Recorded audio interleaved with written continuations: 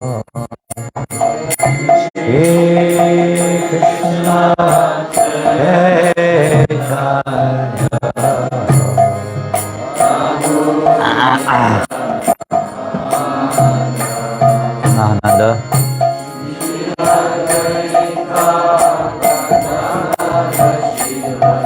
You see if one of those throat sweets is in the bag.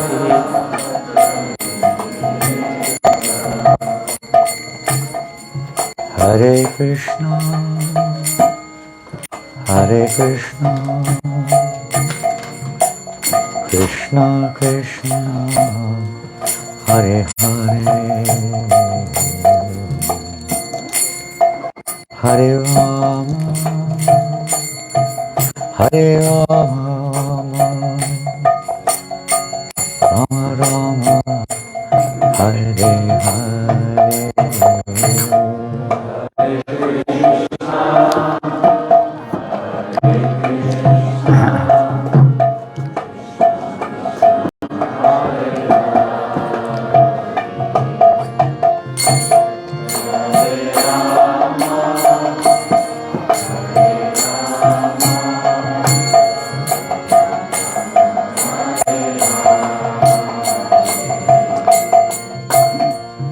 Hare Krishna,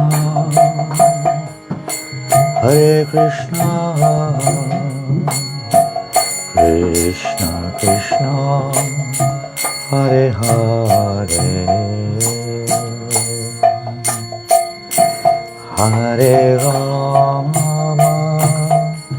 Hare Rama, Rama Rama, Hare Hare.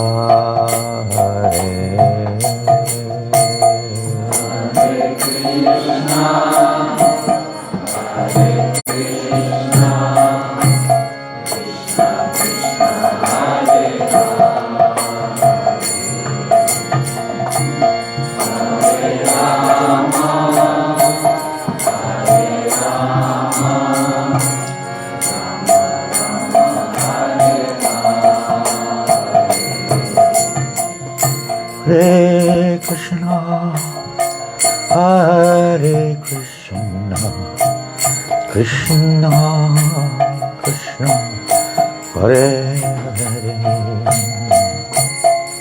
Hare Rama, Hare Rama, Rama Rama, Hare Hare.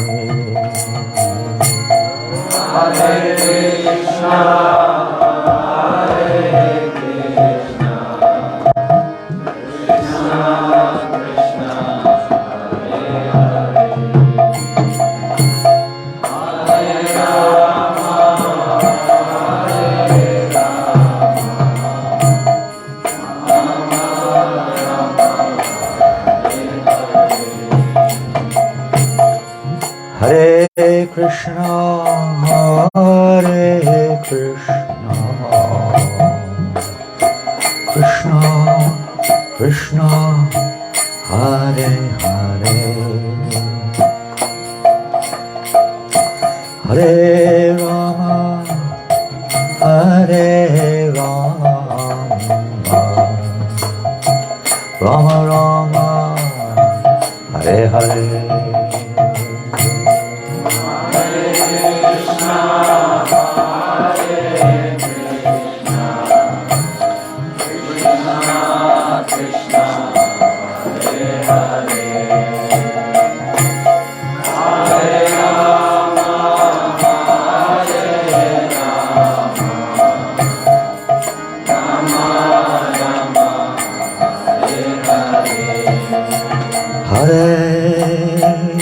Krishna, Hare Krishna, Krishna Krishna, Hare Hare, Hare Rama, Hare Rama, Rama Rama, Hare Hare, Hare Rama,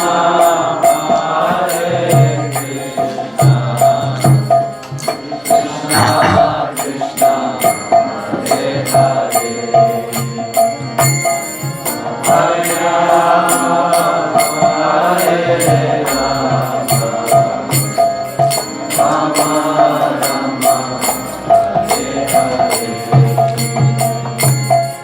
Hare Krishna, Hare Krishna, Krishna Krishna, Hare Hare, Hare Rama, Hare Rama, Rama Rama, Hare Hare. Hare Krishna, Hare Krishna, Krishna Krishna, Hare Hare, Hare Rama, Hare Rama, Rama Rama, Hare Hare. Hare Krishna, Hare Krishna, Krishna Krishna, Hare Hare, Hare Rama, Hare Rama, Rama Rama, Hare Hare. Hare Krishna, Hare Krishna, Krishna Krishna, Hare Hare, Hare Rama, Hare Rama, Rama Rama, Hare Hare. Hare Krishna, Hare Krishna, Krishna Krishna, Hare Hare, Hare Rama, Hare Rama, Rama Rama, Hare Hare. Hare Krishna, Hare Krishna,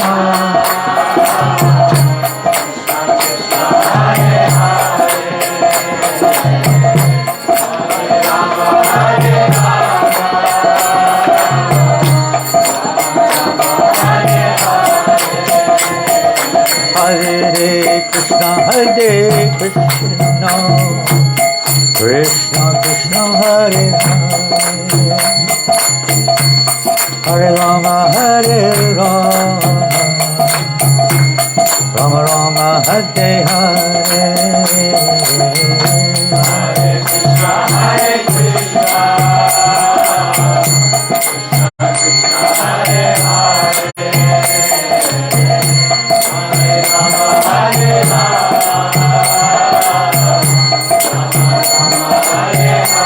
Hare.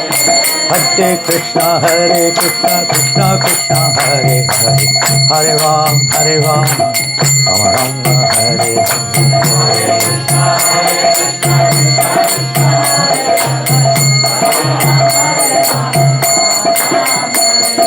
Hare Krishna, Hare Krishna, Krishna Krishna, Hare Hare, Hare Rama, Hare Rama, Rama Rama, Hare Hare.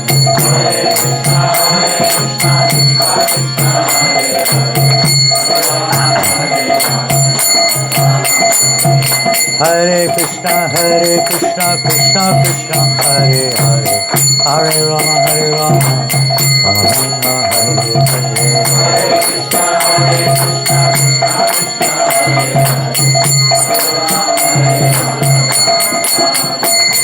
Hare Krishna, Hare Krishna, Krishna Krishna, Hare Hare, Hare Rama, Hare Rama, Rama Hare Hare. Hare Krishna, Hare Krishna, Krishna Krishna, Hare Hare, Hare Rama, Hare Rama, Rama Rama, Hare Hare. Hare Krishna, Hare Rama,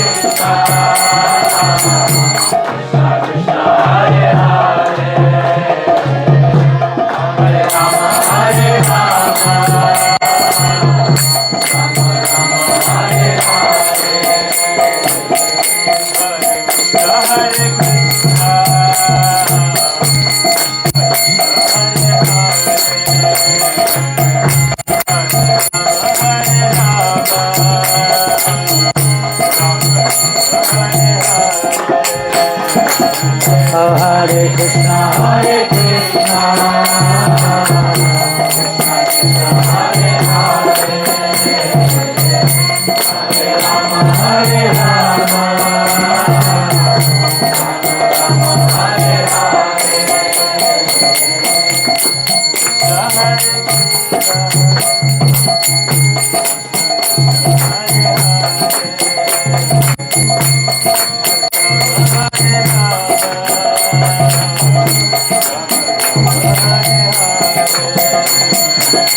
Oh, Hare Krishna, Hare Krishna, Krishna Hare Hare,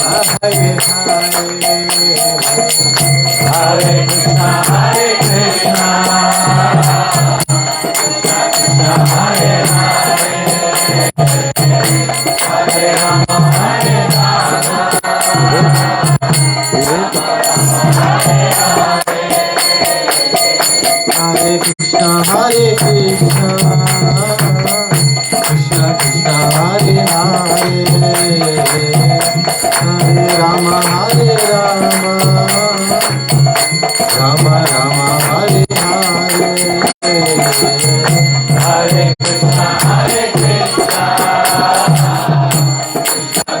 Hare Hare, Hare Rama, Hare Hare, Hare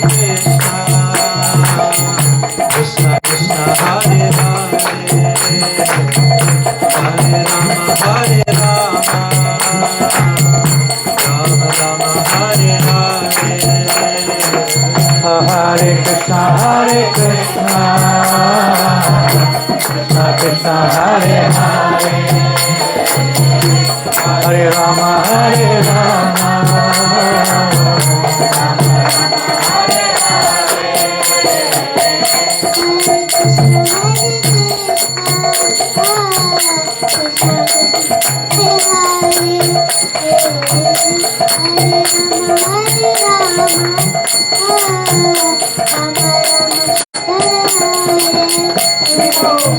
Hare Krishna, Hare Krishna,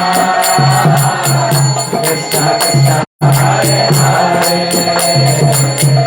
Hare Rama, Hare Rama,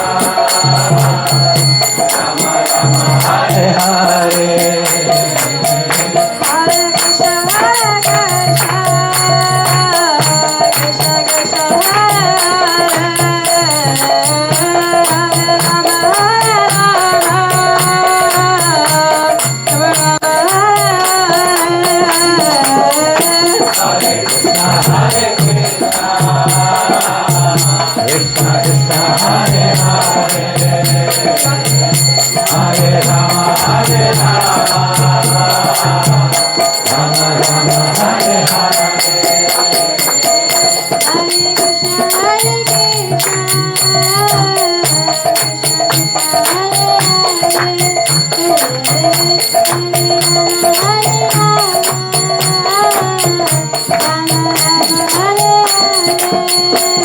Hare Hare Krishna, Hare Krishna, Krishna Krishna, Hare Hare, Hare Rama, Hare Rama, Rama Rama, Hare Hare.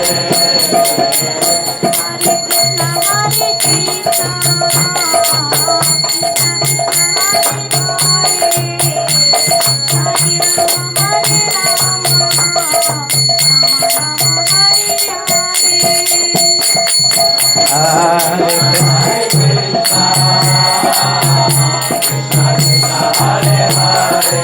Krishna Krishna, Hare Hare, Hare Rama, Hare Rama, Rama Rama, Hare Hare, Hare Krishna, Hare Krishna, Krishna Krishna, Hare Hare, Hare Rama, Hare Rama.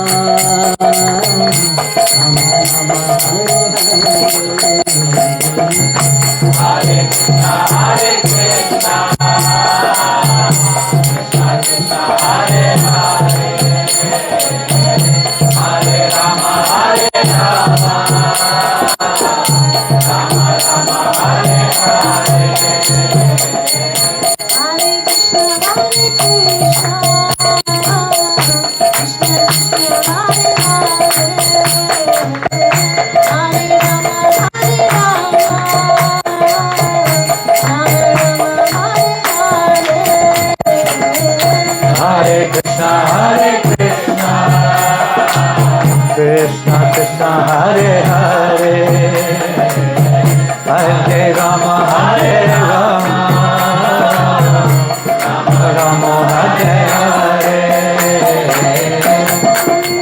Hare Krishna, Krishna Krishna, Hare Hare,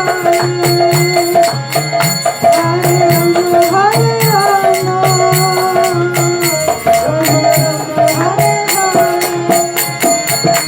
Hare Krishna, Hare Krishna,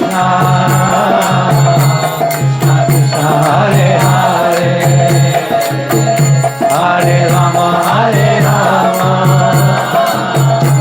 Rama Rama, Hare Hare.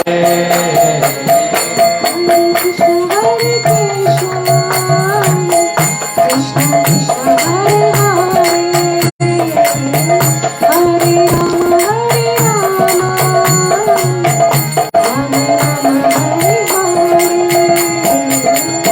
Hare Krishna, Hare Krishna, Krishna Krishna, Hare Hare, Hare Rama, Hare Rama, Rama Rama, Hare Hare.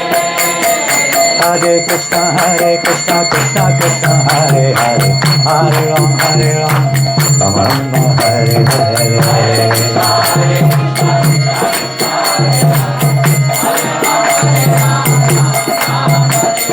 Hare Krishna, Hare Krishna, Krishna Krishna, Hare Hare, Hare Rama, Hare Hare.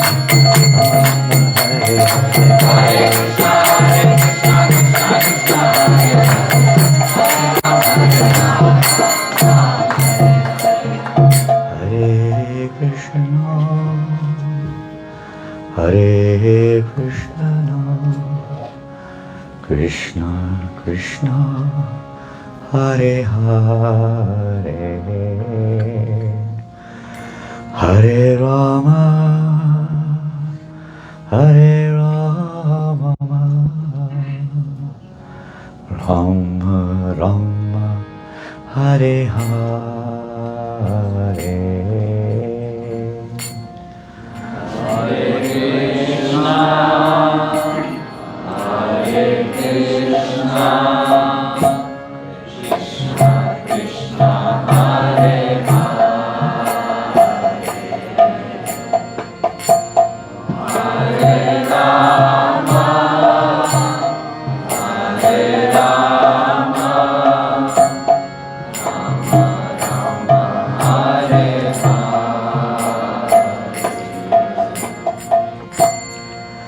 Hare Krishna.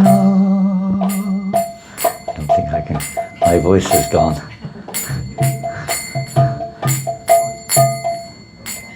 Hare Hare Bol.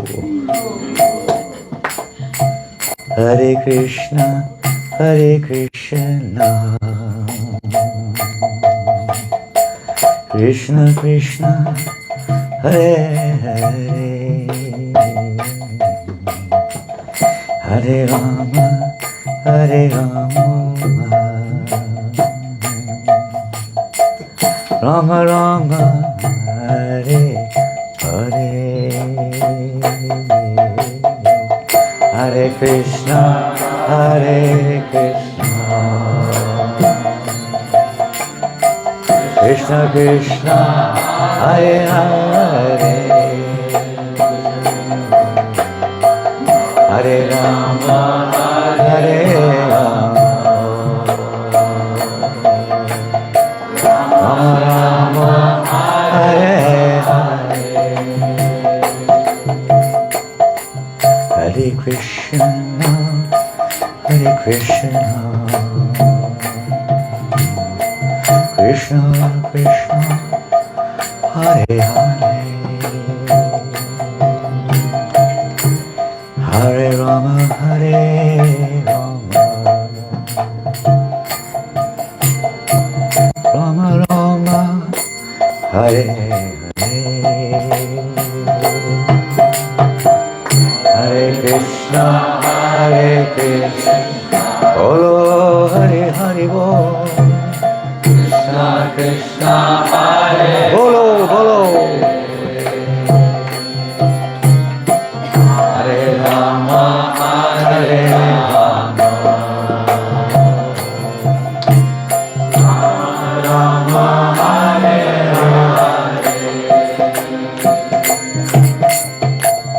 Hare Krishna, Hare Krishna,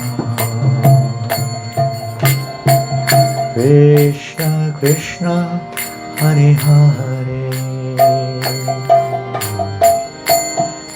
Hare Rama, Hare Rama, Rama Rama, Hare Hare,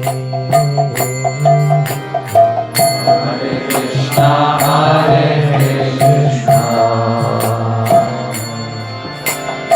Krishna Krishna, Hare Hare, Rama Hare Rama, Rama Rama, Hare Hare, Hare Krishna, Hare Krishna, Krishna Krishna, Hare Hare, Hare Rama, Hare Rama, Rama Rama, Hare Hare, Hare Krishna, Hare Krishna, Krishna Krishna, Hare Hare, Rama Rama, Hare Hare, Hare Krishna, Hare Krishna, Krishna Krishna, Hare Hare, Hare Rama, Hare Rama, Rama Rama, Hare Hare, Hare Krishna Hare Krishna Krishna Krishna Hare Hare Hare Rama Hare Rama Rama Rama Hare Hare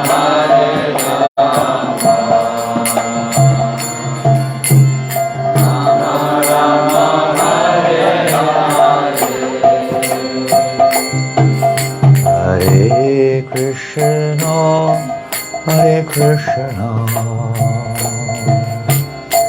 Krishna Krishna, Hare Hare, Hare Rama, Hare Rama, Rama Rama, Hare Hare, Hare Krishna, Hare Krishna, Krishna Krishna, Hare Hare, Hare Rama, Hare Rama, Rama Hare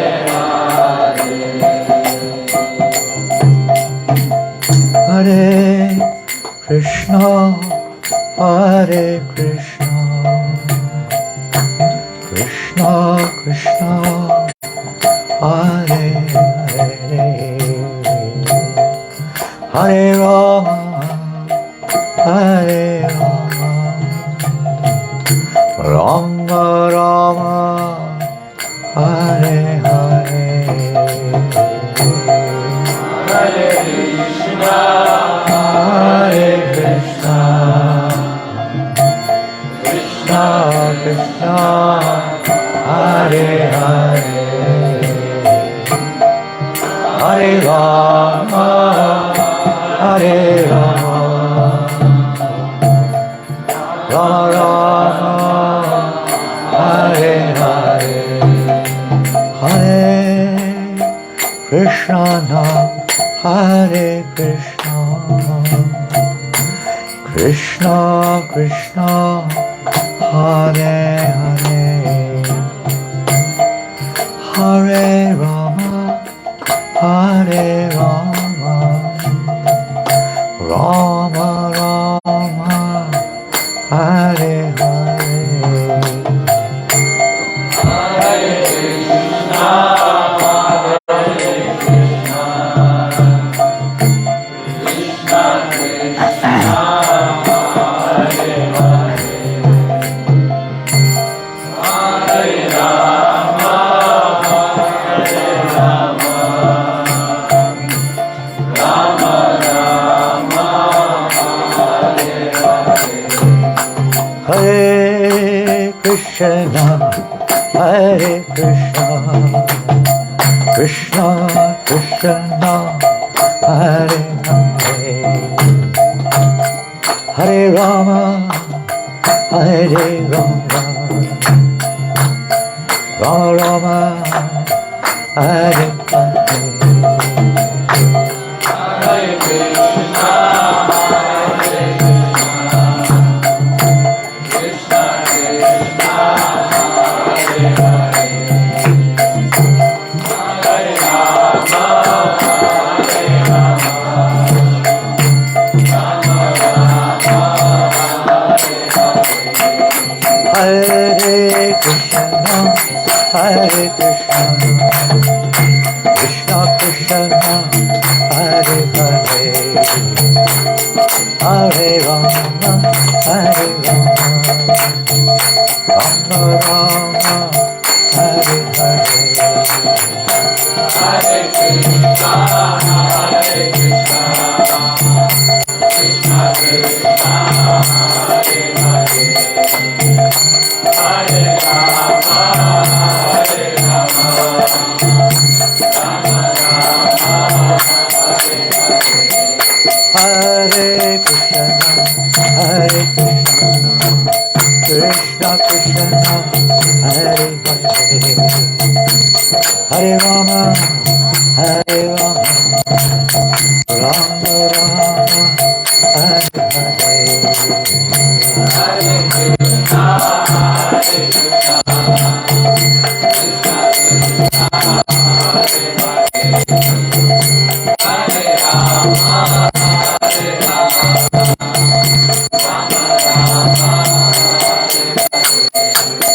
Krishna, Hare Krishna,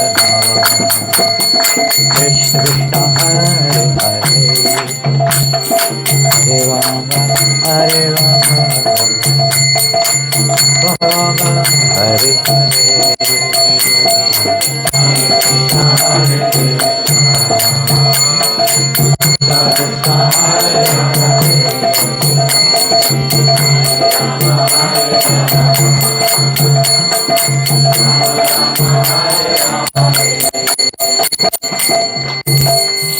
Hare Krishna, Hare Krishna, Krishna Krishna, Hare Hare,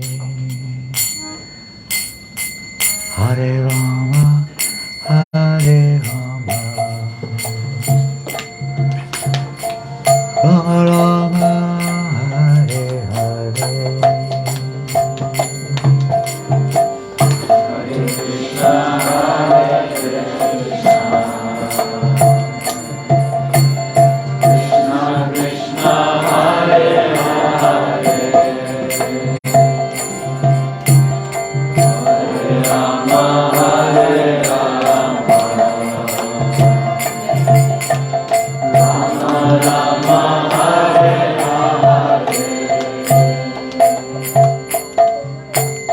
Gaur Premanandi, Shri Gopal ki jai, Shri Shri Gaurnitai ki jai, Shri Shri Jagannath Baladev Subhadra ki jai, Shri Shri Radha Gopinath ki jai, Shri Shri Radha Gokulananda ki jai. All glorious to the assembled. All glorious to Shri Prabhupada. Shri Shri Radha Vallabha ki jai, Shri Shri Radha Shyam Sundar ki jai, Shri Shri Radha Govardhan Dari ki jai, Shri Krishna Balaram ki jai, Jagannath Baladev Subhadra ki jai. Hare Krishna, Hare Krishna.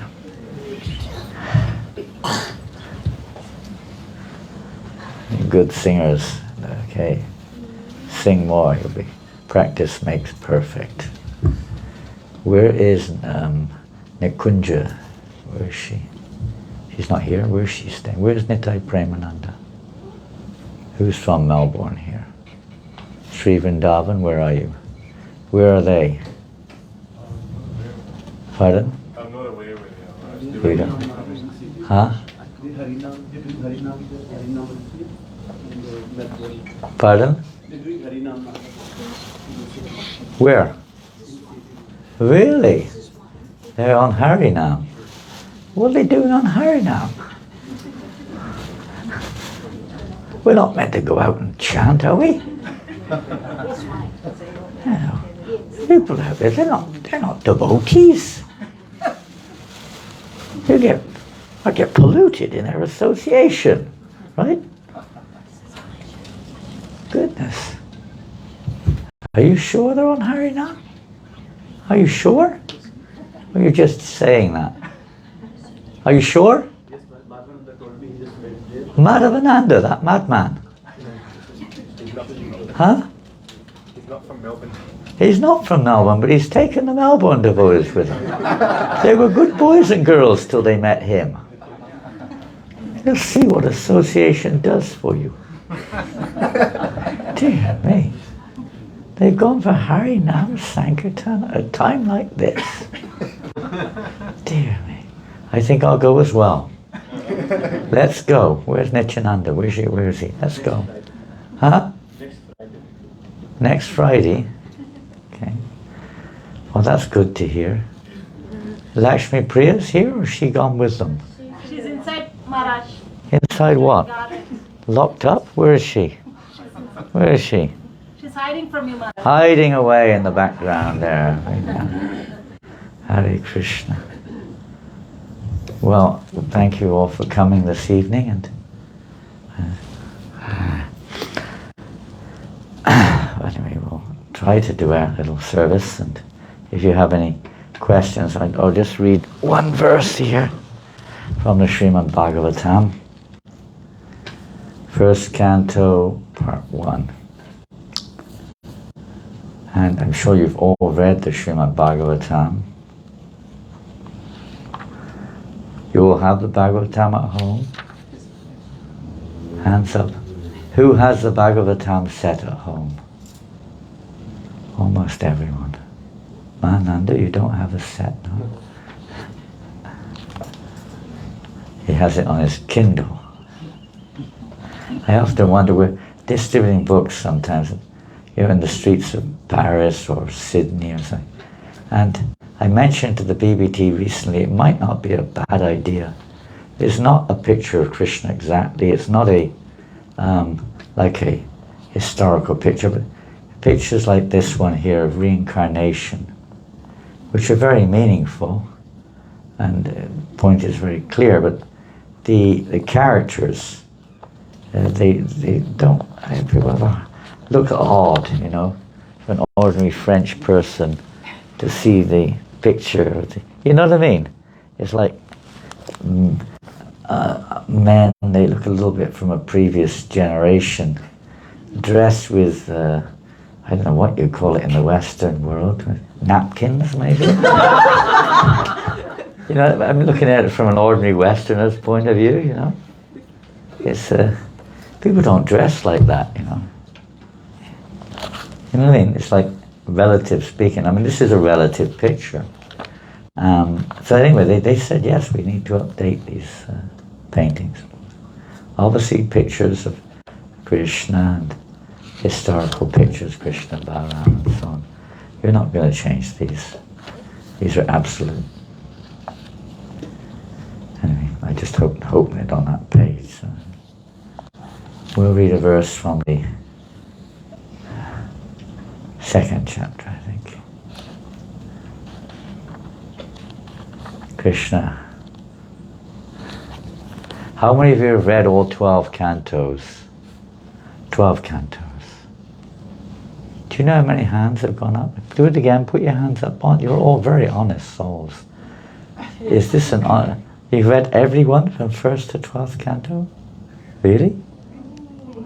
Really, Vinda? Listen to other people read. Pardon? Listen to other people read or talk to you. Ah, well, that's also good.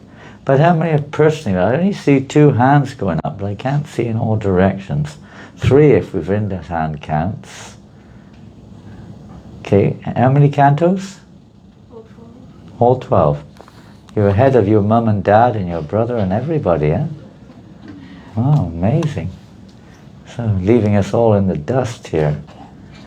Otherwise, I only saw 2 hands go up. And they're both from Wollongbar in the north. What are the Melbourne and Sydney devotees and Brisbane devotees? What are you doing? You're not finished reading 12 cantos yet, eh? As long as you've not been reading that long, perhaps. But anyway, try to read these books. Let's see. A way to associate with the pure devotees of the Lord by hearing their words. Okay, it's a very simple verse. Text number 5 of the 2nd chapter. Om Namo Bhagavate Vasudevaya. Om Namo Bhagavate Vasudevaya. Om Namo Bhagavate Vasudevaya. So this is the first of a series of verses which are more or less foundational verses of the practice of Krishna consciousness, and quoted by Srila Prabhupada many times, especially in his poem when he arrived in Boston, Markine Bhagavat Dharma. Within that poem he quotes many of these verses. This one he doesn't quote, but this is, they could say, the introduction to the others. Manaya sadhu prishtoham bhavabelo kamangalam yatvita Krishna samprashno yenatma suprasidati. O sages, I have been justly questioned by you. Your questions are worthy because they relate to Lord Sri Krishna and so are of relevance to the world's welfare. Only questions of this sort are capable of completely satisfying the self.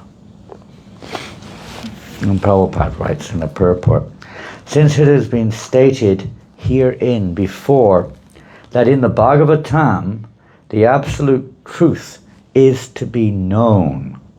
Now you have to read in the first shlok. The questions of the sages of Naimisharanya are proper and just, because they pertain to Krishna, who is the Supreme Personality of Godhead, the absolute truth, in Bhagavad Gita. And here we go, 15:15. See, I said this morning how many times this verse is quoted. It's even mentioned in this purport. The personality of Godhead says that in all the Vedas there is nothing but the urge for searching after Him. It may not be expressed directly, but the objective goal of all of the Vedic literatures is to know Krishna. Thus the questions that pertain to Krishna are the sum and substance of all the Vedic inquiries. They all lead up to that point. The whole world is full of questions and answers. The birds, the beasts, and the men are all busy in the matter of perpetual questions and answers. In the morning, the birds in the nest become busy with questions and answers. One may wonder what their questions and answers are. The birds, what do you think their questions are? Have you seen food? Huh? Have you seen food? Yeah, where there's a good restaurant nearby, good place to get food. They may not call it a restaurant. And, you know, where's a good nest, or how's your babies, or, you know, maybe they talk about these things, you know. But they're all twitting at each other. You've noticed? They're all twitting like anything. Maybe they're singing or something. In the morning, the birds probably said, and then they come back, and again in the evening, they become busy with questions and answers. The human being, unless he is fast asleep at night, is busy with questions and answers. You'd be amazed how many questions and answers we ask in a day. Isn't it? Where's the toothpaste? Where's the, you know, on and on, isn't it? So many questions, aspiring to get answers. And just ordinary daily things, what to speak of worldly things around us, that which we are ignorant about, occupational questions, family questions, habitual questions, hobby questions, entertainment questions, you name it, so many questions. We go and ask every day. The human being, the businessman in the marketplace are busy with questions and answers. And so also the lawyers in the court, and the students in the schools and colleges, the legislators in the parliament are also busy with questions and answers. And the politicians and the press representatives are all busy with questions and answers. Although they go on making such questions and answers for their whole lives, they're still not satisfied. Satisfaction of the soul can only be obtained by questions and answers on the subject of Krishna. Krishna is our most intimate master, friend, father or son, an object of conjugal love. Forgetting Krishna, we have created so many objects of questions and answers, but none of them are able to give us complete satisfaction. All things but Krishna give temporary satisfaction only. So if we are to have complete satisfaction, we must take to the questions and answers about Krishna. We cannot live for a moment without being questioned or without giving answers. Just like Achyuta gave some answers when we arrived. We heard you went on Harinam. That's not true, is it? I just came. Oh, who else was with you? Vishnujan, Harinam, all of them. And anyone else from here? Where's Nitai Premananda? Here. You were on Harinam also? Not today, yesterday we went. Yesterday. And where is Nikunja? Nikunj, Is she there? Where? she's not here. She's Not on Harinam. must be coming here Prabhav, we were on Harinam. yesterday. Yesterday. Not today, huh? You were today. yeah, just coming. Just now coming. Okay, wonderful. Whew. Yeah. Taking every advantage of this opportunity to hear and chant the holy names. Because the Srimad Bhagavatam deals with questions and answers that are related to Krishna, we can derive the highest satisfaction only by reading and hearing this transcendental literature. One should learn Srimad Bhagavatam and make an all-around solution to all problems pertaining to social, political, or religious matters. Srimad Bhagavatam and Krishna are the sum total of all things. Hare Krishna. So now we'll open, please, for questions. And maybe you've got something you'd like to ask pertaining to Krishna, but we may not be on that level of Parikshit Maharaj, the sages of Naimishranya, who are very, and maybe we also understand that they ask many other questions, preliminary questions, at least in Naimishranya. But essentially speaking, the questions here are all pertaining to Krishna, as are the answers. They're not asking questions about the world, events or social events or health issues or political issues. They're not interested in these things. So, any questions? Yes. Hare Krishna. Krishna Dev Maharaj. Yes. I'm of the understanding that when you leave the body, wherever you are in Krishna consciousness, you will be born again to the devotee's family or the stage where you live. And I've also had the understanding that you will never be born again and go to Goloka Vrindavan. So, where does this? Where will we go?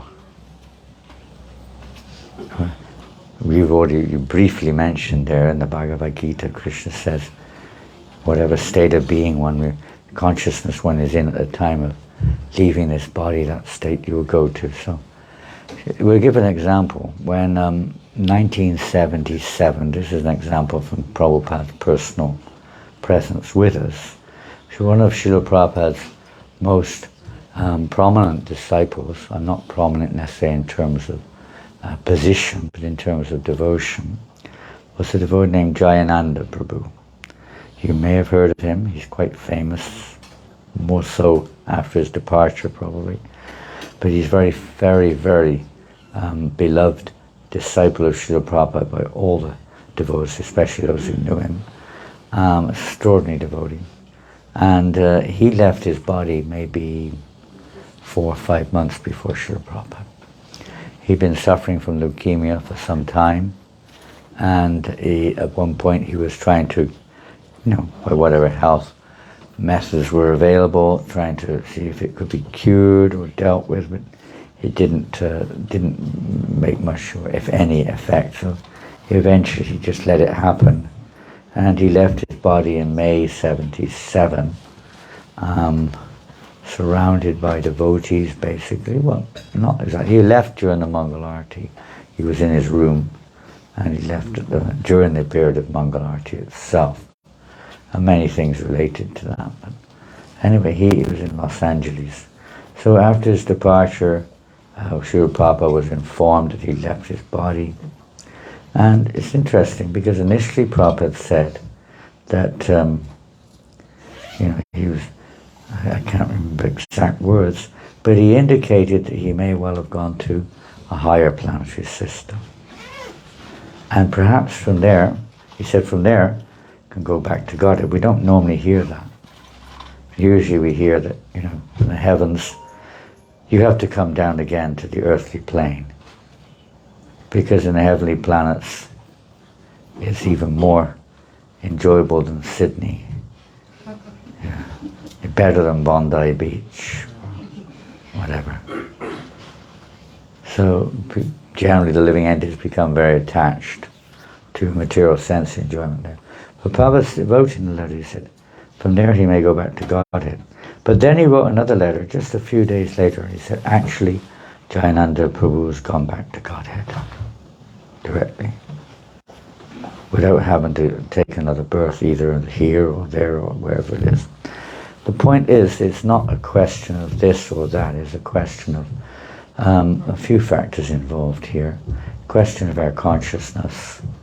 If we still have material desires, meaning if we're still attached to material desires, it doesn't mean that the fact that a material desire may come into our consciousness is a question of how we relate to it. It's the same thing with the world around us. When you walk down, what's the main street in George Street, is it, in Sydney? You walk down George Street, you'll see many things, is it not? You'll see advertisements, you'll see perhaps some different people doing different things, maybe some mundane music going on, maybe some entertainment of various kinds, and billboards and shops trying to sell their products, etc. Hare Krishna. Who's that? Jit? Is that Jitendriya? I can't see from here. Yes. It is? I didn't know you were here. Have you just arrived?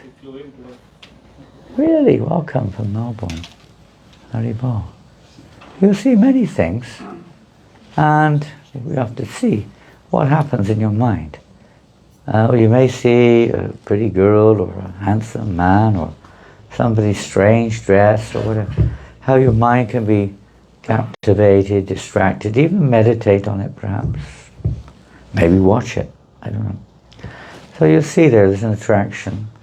Or somebody else may not be, according to our different consciousness, attracted, but they'll be attracted to some aspects. But a devotee is one who sees everything in relation with Krishna. Even in that situation, it's difficult, isn't it? So the idea is that this is a kind of a preparation, a kind of a test. Our mind is the same thing as when you're walking down George Street. Your mind is similarly all kinds of objects coming up in the mind. You can't avoid it. If you're walking in George Street, all these things will be there. Different types of potential distractions. And how to focus on Krishna. Harinam Sankirtan, of course, on the street. Did you go to George Street? Where is he? We went to the Key? square, the circular key. Circular key. Circular Key. Yes. Okay, the Key. Okay, good. So wherever you are, you'll see many opportunities for distracting. But when one's chanting the holy name, even if the mind wanders through it, it comes back again. It comes back again to chanting. So simply the mind,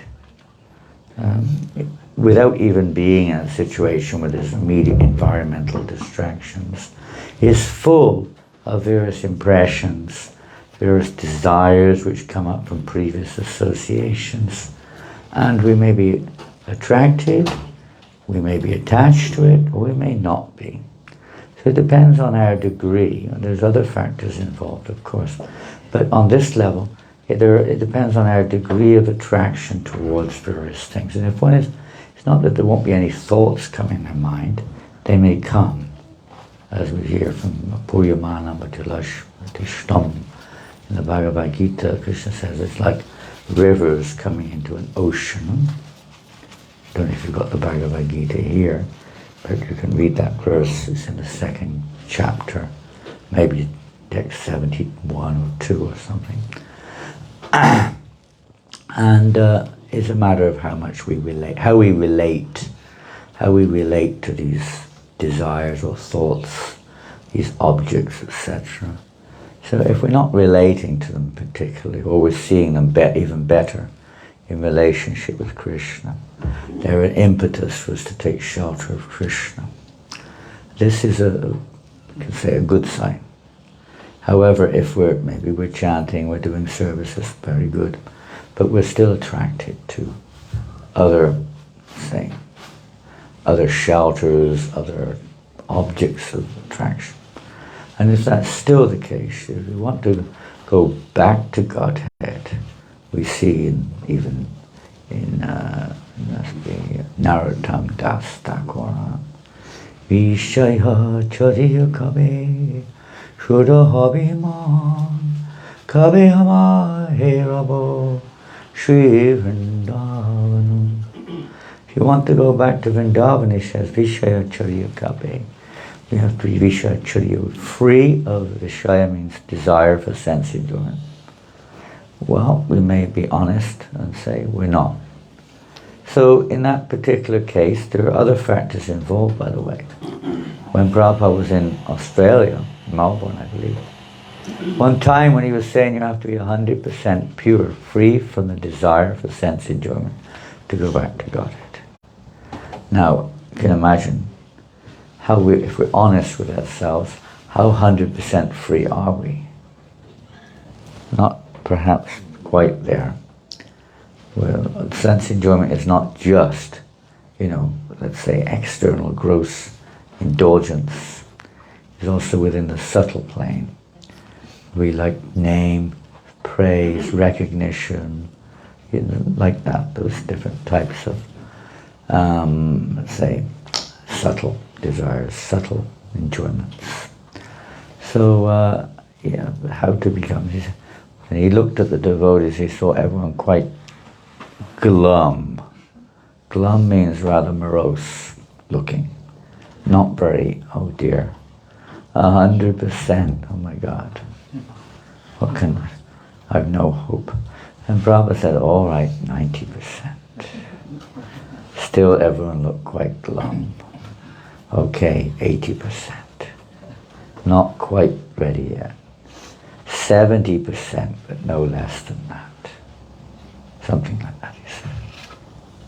And those devotees were a little bit elated. So there's another factor, which is the main factor, which is Krishna's mercy. He can do anything he likes. But we see in the example of Ajamil, in the Srimad Bhagavatam, that story is there. Vrinda, having read the whole Srimad Bhagavatam, knows this story very well. Right, Vrinda? Is that right? What happened? Basically, he used to be devotee, but then he got trapped into Maya. So I couldn't quite catch it. He, during birth, he was a devotee, but then he drifted to, and got trapped to Maya. And then, basically, he did have a son, and his name was Narayan. So basically, one day he got older, and then the Yamadutas came to take his soul away, since he had done a lot of bad deeds. So then he thought of his son, and since his son's name was Narayan, he was sharing out his name. Suddenly the Vishnu Dutas came, and then because he had said Narayana, which was another name of Lord Vishnu, he had pretty much been saved from being taken to hell. So he was given another chance to be devotee, and then in the end he went back to Krishna. wow, wasn't that far out? Well, that was wonderful, thank you. Yeah, he was given another chance. He had been very sinful during his life, although he practiced, as you say, in his childhood, devotion, service, maybe not with, let's say, intent particularly, which is circumstantially from previous life, he'd been born like this. But he became fallen by association, and as you say, one of his sons, he was very old, it was time for death had come, but he, by Krishna's grace, one of his sons, last son, youngest son, was named Narayan. So when the Yamadutas came along to take him away, we're coming to take you away, then he was petrified. And he cried out, his great attachment was to his youngest son, who happened to be named Narayan. So very good fortune. When your son or lover is Krishna's name of God, the name of this, you still get benefit by chanting that name. So he called out Narayan, and that was completely on his mind. And awoke, actually, memories of his childhood devotion. And the Vishnu Dutas turned up and stopped the Yamadutas from taking him away. But he didn't go back to Godhead. they delivered him, they liberated him from his otherwise sinful reactions because he chanted the name of Narayan. And they gave, as Vinda said, they gave him another chance. He went to Hardwar, and there he practiced chanting devotional service and cultivated pure bhakti. And when his heart became completely purified, then he was taken back to Godhead. So you know, you brought this question up because you read in the Bhagavad Gita what happens for one who has not quite made it. Not quite made it.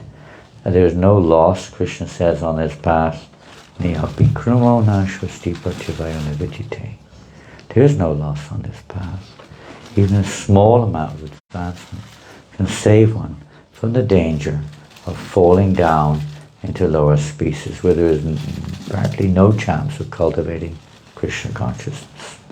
So one who has in any way practiced, perhaps the way Ajahn would have done, or in a way that you practiced up to the end of one's life, Krishna could do anything.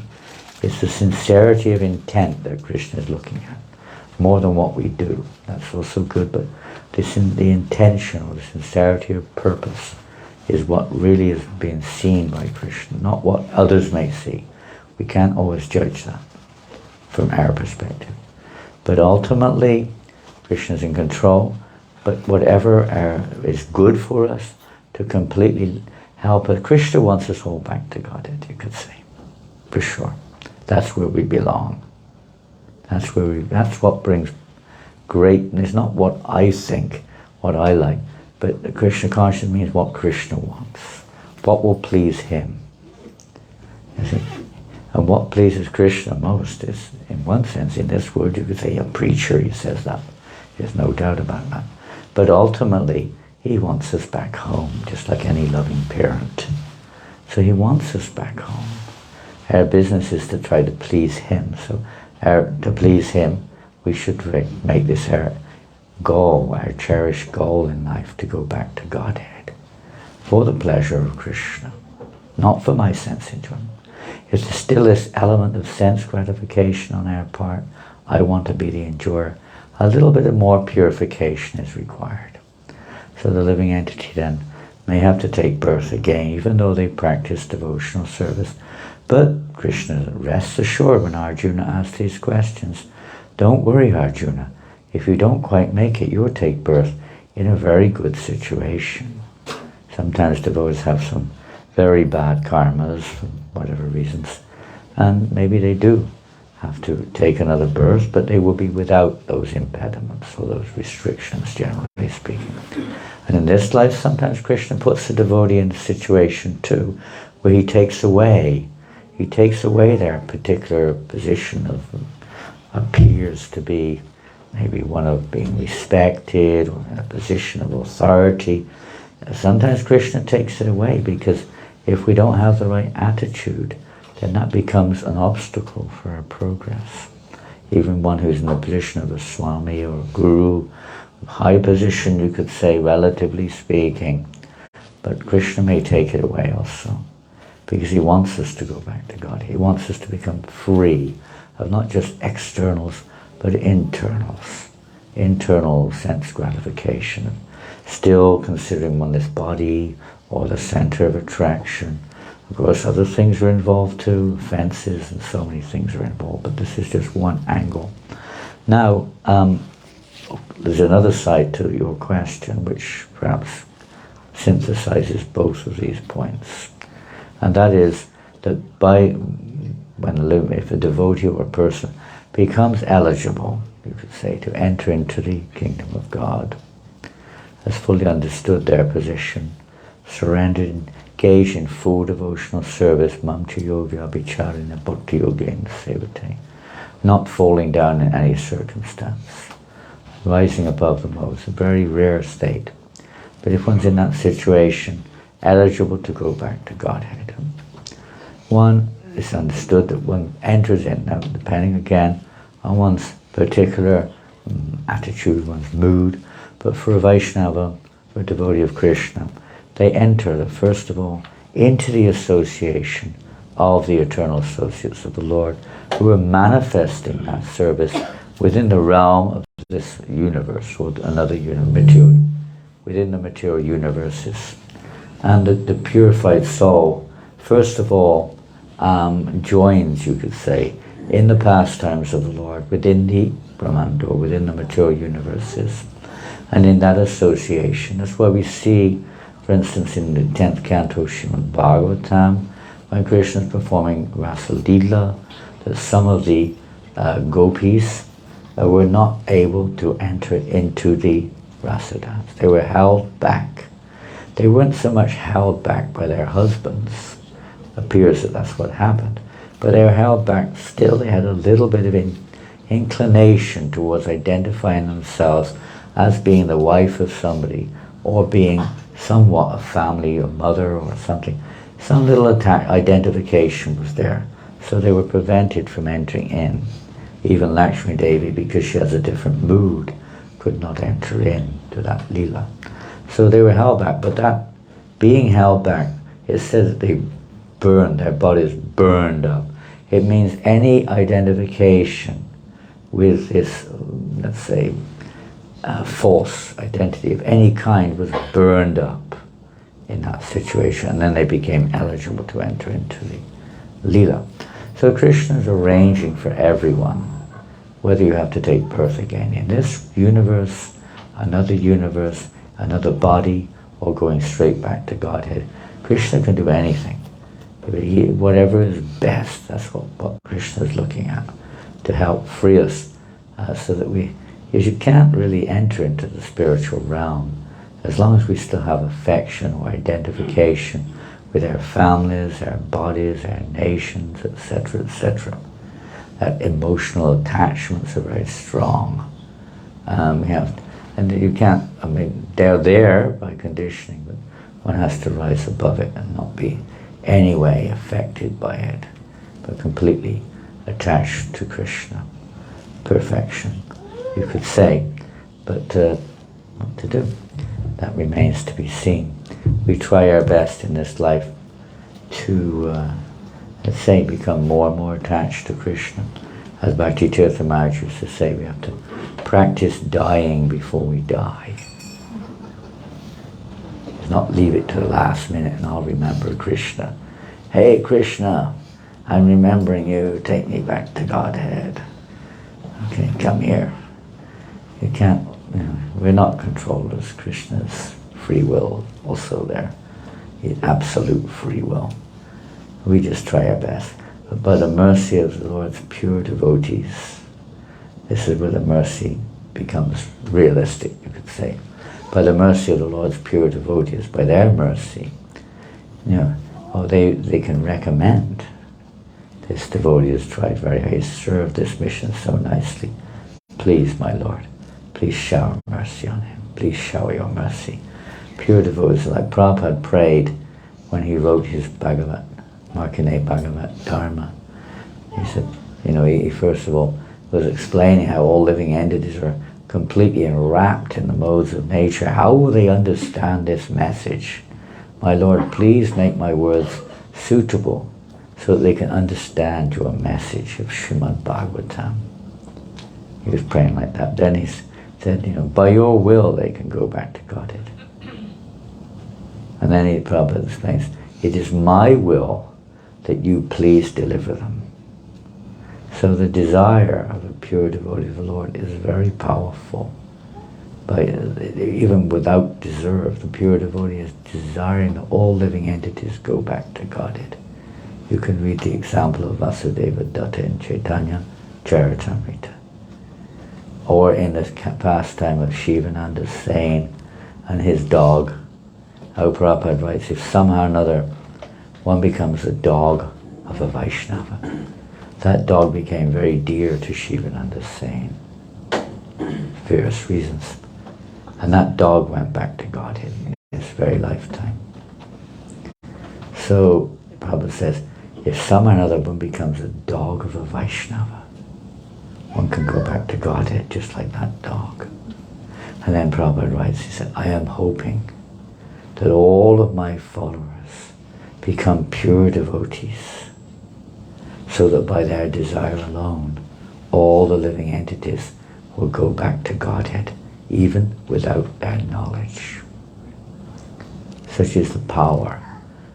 But we shouldn't take it for granted. But this is the power of the pure devotee's desire. So Krishna is obligated to fulfill that desire. It's not our business to speculate this one or that one. We just try our best to serve the pure devotees of the Lord.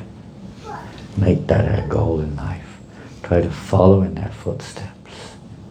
And by their mercy, Krishna, he'll bestow his mercy in different ways, but he'll bestow the mercy which will enable the aspiring devotee to go back to Godhead. This lifetime, next lifetime, whatever it is, but sooner or later. So don't be worried. Krishna is in your heart. Krishna is looking after us in this reciprocal way. And if he sees that we're still subtly, otherwise attached, then he'll do his part various ways to frustrate us, sometimes to remove. And Prabhupada quotes the famous verse in the Bhagavatam. How's it go now? Forgotten it. So when Krishna is very merciful to his devotees, he takes away, even sometimes he takes away material situations which seem to be good, in order to release, if necessary, in order to release us from various attachments or identifications in this world. So we have no choice but to surrender unto him. Sounds a bit, you could say, forcing us, but we have the choice. We have that choice. But Krishna does his part too. So don't worry about, Bhaktivinoda Thakur says, dwell not the past that sleeps, nor ere the future dream at all, but will live with times that are with thee, and progress ye shall call. We have to live in our present situation. Try to cultivate Krishna consciousness here and now. Don't look to the future. Look to the future, but don't kind of think, I'll do it in the future. Yes, we can also think, I'll do it in the future. We should try to do it now. We don't know when death will come. We have no idea. It could come any moment. So don't take it for granted. I've got 50 years left, or 5 years, or 10 years. We don't know. Parikshit Raj had 7 days. He knew. We do not know. King Katvanga had one moment. The demigods asked him, because he'd fought so sincerely on their behalf against the demons. So the demigod said to him, he said, you please ask for us anything. You ask any question, and we'll try to satisfy your desires. And he said, can you please tell me when I'm going to die? An unusual question, you could say. It's not really one which brings much of a, let's say, a fruitive result. And they said, you have 1 moment left to live. You're going to die in 1 moment, more or less. So immediately, on the spot, he just transferred his entire consciousness to Krishna. So he was lucky, not say lucky, he was qualified, but that type of situation is not, but in one sense it's with us all the time, at any moment. So learn to die before you die, by trying to become Krishna conscious as much as we can right now. Ask questions which help us to become Krishna conscious. Hare Krishna. Anything else? And I don't know. Yes, that has a lot. We spoke a lot there, but it's a big topic. Anything else? Somebody else? Krishna, Maharaj, thank you for the class. My question is about the story that comes in the Bhagavatam, where Maharaj Parikshit comes across the bull that's being whipped by Kali, and 3 of its legs have been severed already.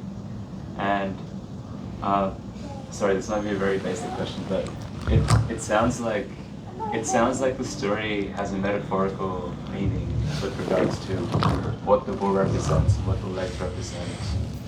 And we generally accept Shastra and stories given within it as things that really happened. So I find it hard to reconcile the two things because the story seems very metaphorical, but we're also supposed to accept it exactly as it happened. So which one are we supposed to take? Metaphorical, in the sense it represents, you could say, a scenario, a situation which is commonplace in this age of Kali. And metaphorical, you could say, in case of how to counteract the symptoms of this age of Kali, and the way Maharaj Parikshit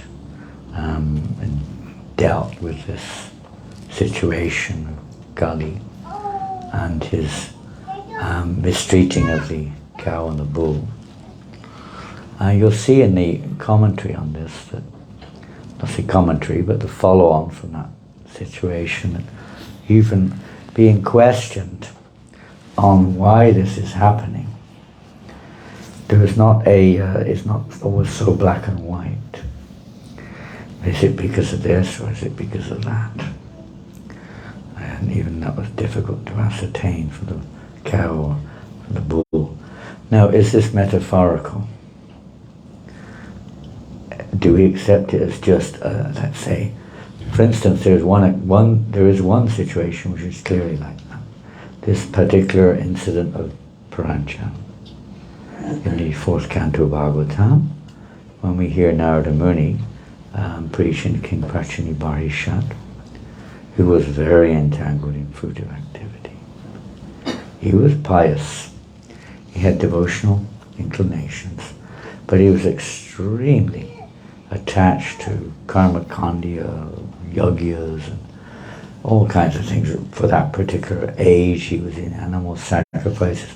So many things he was doing. He may have been doing them quite well, but he was overdoing them.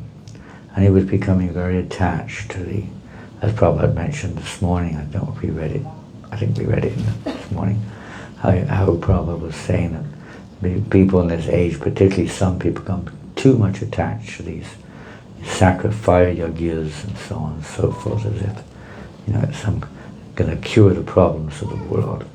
Anyway, it's a different age, so he was too attached. So Narada Muni tried to, wake him up, which he did through a metaphorical, allegorical example, and he cited the nature of this personality. Puranjan literally means the enjoyer within the body. So we went through the whole thing there. So this is not an historical story, but an historical example. But Parikshit Maharaj, is this metaphorical? Is it reality? We understand it's reality, but it also has a metaphorical application.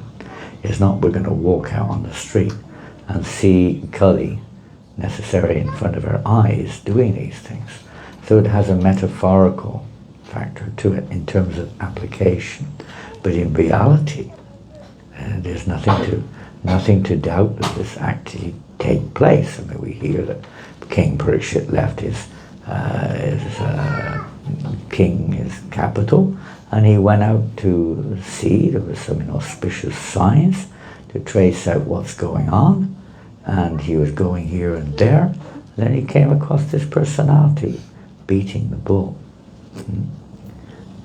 So this is not metaphorical, it's not allegorical, it's a reality which he witnessed, and he dealt with it. But from our point of view, it also forms, you could say, a comparison, a metaphorical, if you want to use that word, in comparison or in relationship to the character of this age of Kali. How in the Kali Yuga, then already 3 legs, Dharma. We understand that Dharma, religiosity, in the bull is personified, represents Dharma or religiosity in that way. We can't say that the bull walking on the street is necessarily the living example of religiosity in one sense, but the bull represents this principle of religiosity. So the 3 legs were already beaten, and only 1 leg of truthfulness was remaining. Religiosity stands on 4 legs. And it's destroyed by 4 activities. So truthfulness, mercy, cleanliness, and austerity. When they're lost, there's no religion left. It may be some kind of dogma, but it's not religion. Dhammam tu shakshud bhagavat panitam. Religion is given by God, not by man. We can't make up our own religious principles. So when the shastric, you can say now we're coming into the applicable side, when the shastric statements of what is right and wrong are denied or changed, etc., then religion is gone. Real religion is gone. It's just manufactured speculation, whatever, which has no real benefit whatsoever in the sense of the purpose of religion. None at all. So to protect that is the real business of the leaders. So by certain, the whole Bhagavatam is full of things you could say, is this really happening? Or is this just to illustrate some point? Is it really happening? We may not see it. It may not be on this planet. It may not be within our vision for sure. It may be in a totally different age, or different Kali Yuga even, or a different universe. Bhagavatam is not just making up stories. You could make up probably even more graphic stories if you want, but that's not the point. These are personal, say, examples of how to and how not to attain Krishna consciousness. Both are there. Bhagavatam has examples of personalities like Indra who misbehaves sometimes, how not to do it, and what to do if you make a mistake, how you get back on track. They're showing by personal example. So this particular incident with the Kali and beating of the bull, etc., etc., is going on today, but we don't see it in relationship to its significance in terms of the legs of Dharma, the legs of religion, or that which maintains the true religious principles. We don't see it so much. We just see that cruelty is there, and to relate that to how austerity, cleanliness, truthfulness is not just that one. Of course, there's the other activities, not just meat eating, intoxication, gambling, illicit sex. All these activities are destroying. And these are very much the inclination. We see that Parikshit Maharaj then gave Kali. It's not just metaphorical. Kali then begged for protection, and Parikshit Maharaj gave protection to Kali, and gave Kali 4 places. Wherever there is intoxication, meat eating, gambling, illicit sex, you can stay there. But all these activities were very rare, and even if they were there, they were controlled by King Parikshit. So basically Kali was a prisoner, or he had nowhere to reside. And then he gave him one other place. You can enter in to this age and infect everybody in this age. It's very subtle. This part of it you could say is very subtle. And this is why we mentioned this morning, to some extent, why this monetary system today is so much, let's say, detrimental in a sense for people in general. Because this is the instrument of Kali.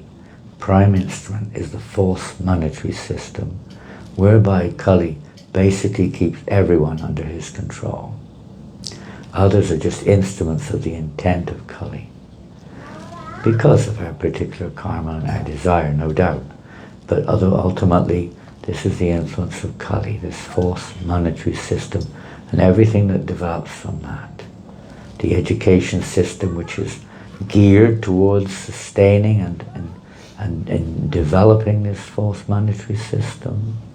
The whole structure of society based upon it. Even the medical world, everything rotates around this false monetary system, practically speaking. Wars are fought over it, and so many things. Leaders are only elected if they have, somehow or another, some false promises maybe to improve the false monetary system even more so. You'll have moral sense, enjoyment, you name it. So in that sense, you could use it as a metaphorical example, but it's also a reality in terms of it.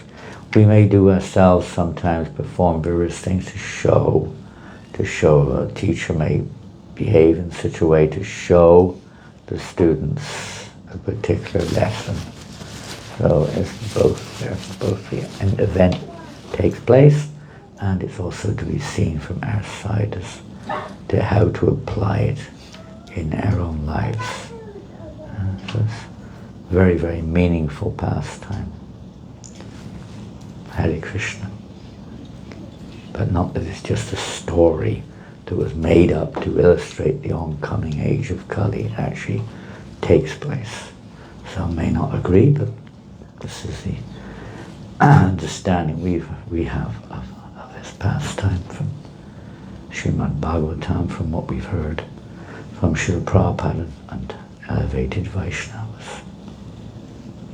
Anything else? You have another question. Should we give another one first, or what do you think? Should we let someone else ask first? Is that okay? Sure. Okay. Hare Krishna Maharaj. Thank you very much for coming to the center today. Quick question, Maharaj. This morning in the Yagna, just before, you were talking about the 10 regulative principles. The what? The 10 regulative, no, not 10. 10 offenses. Offenses. You got me bewildered there. I was going to think, my God, how will I answer this one? I don't know. I don't even know what I said. How will I know what to answer? But one of those offenses was instructing a faithless person on the glory of the holy name. Now, occasionally when we go out and preaching or trying to make new devotees, nowadays people don't really want to blindly do something. They don't know the benefits or the reasons why they should do it.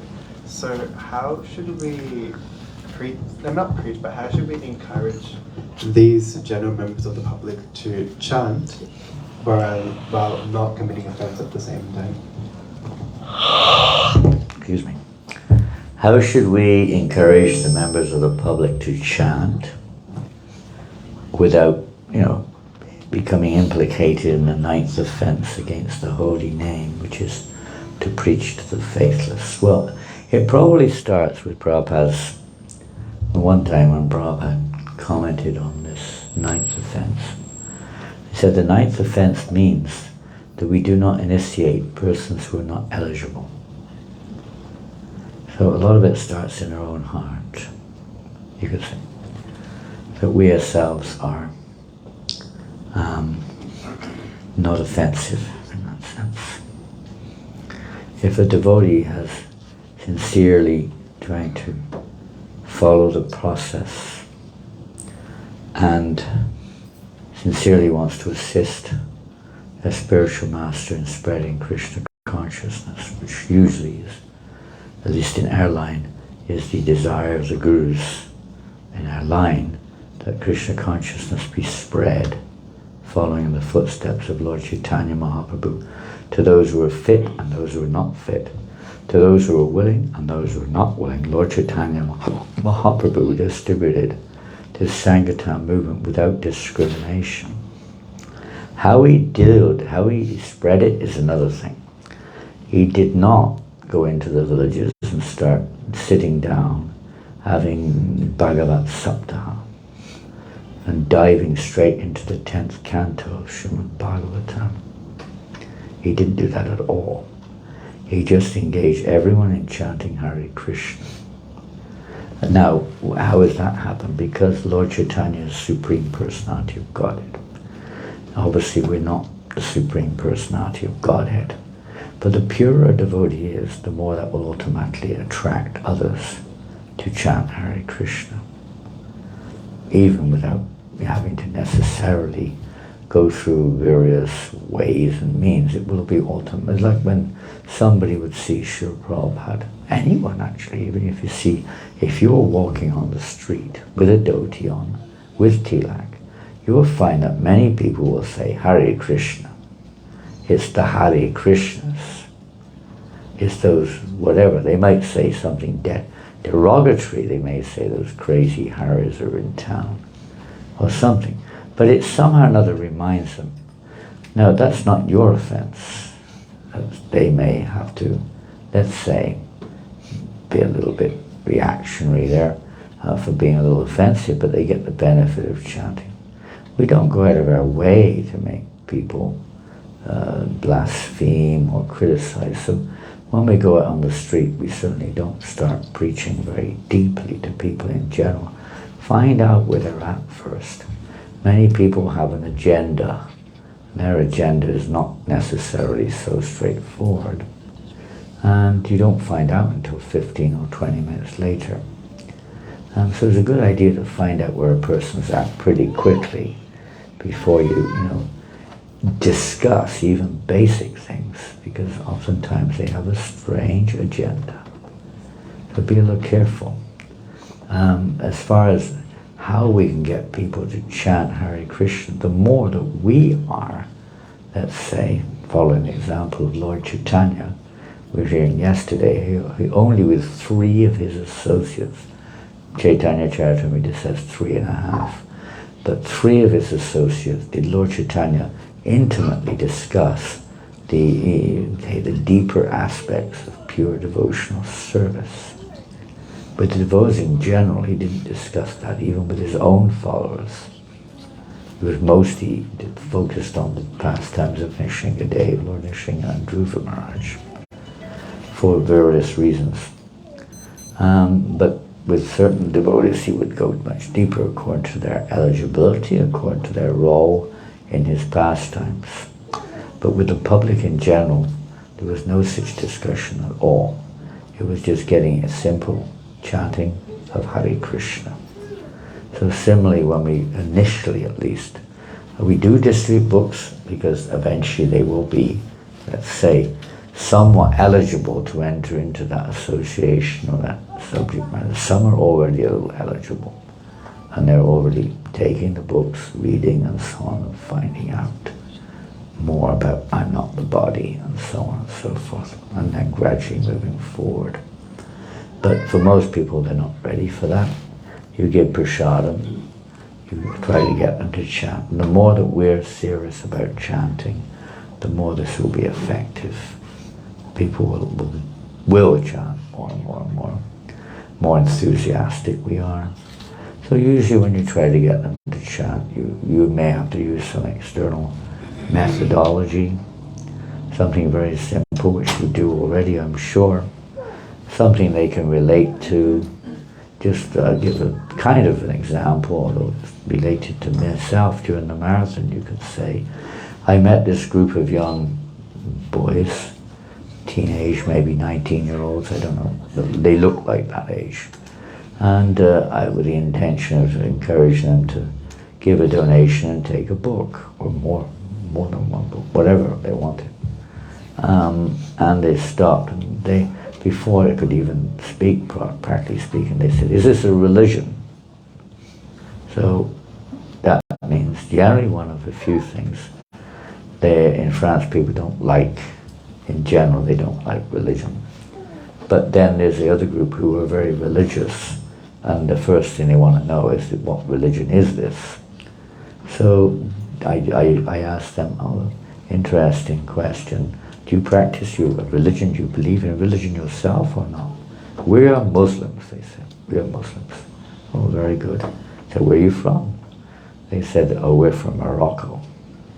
It so happened that that was the week when the World Cup was taking place, and we couldn't avoid it because there were hundreds of thousands of Moroccans in the center of Paris going crazy every time the football was on.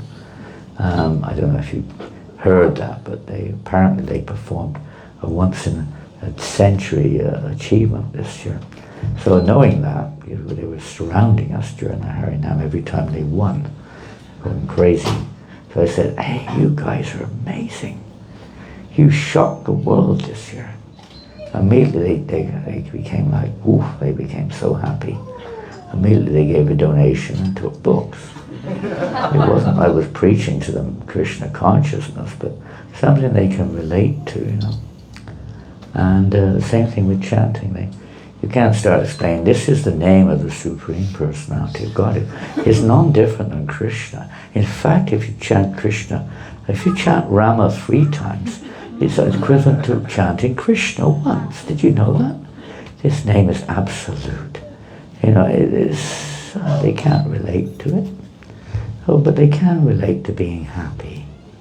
If they see the devotees happy, if they see the devotees' behavior being very polite and courteous and respectful and just nice.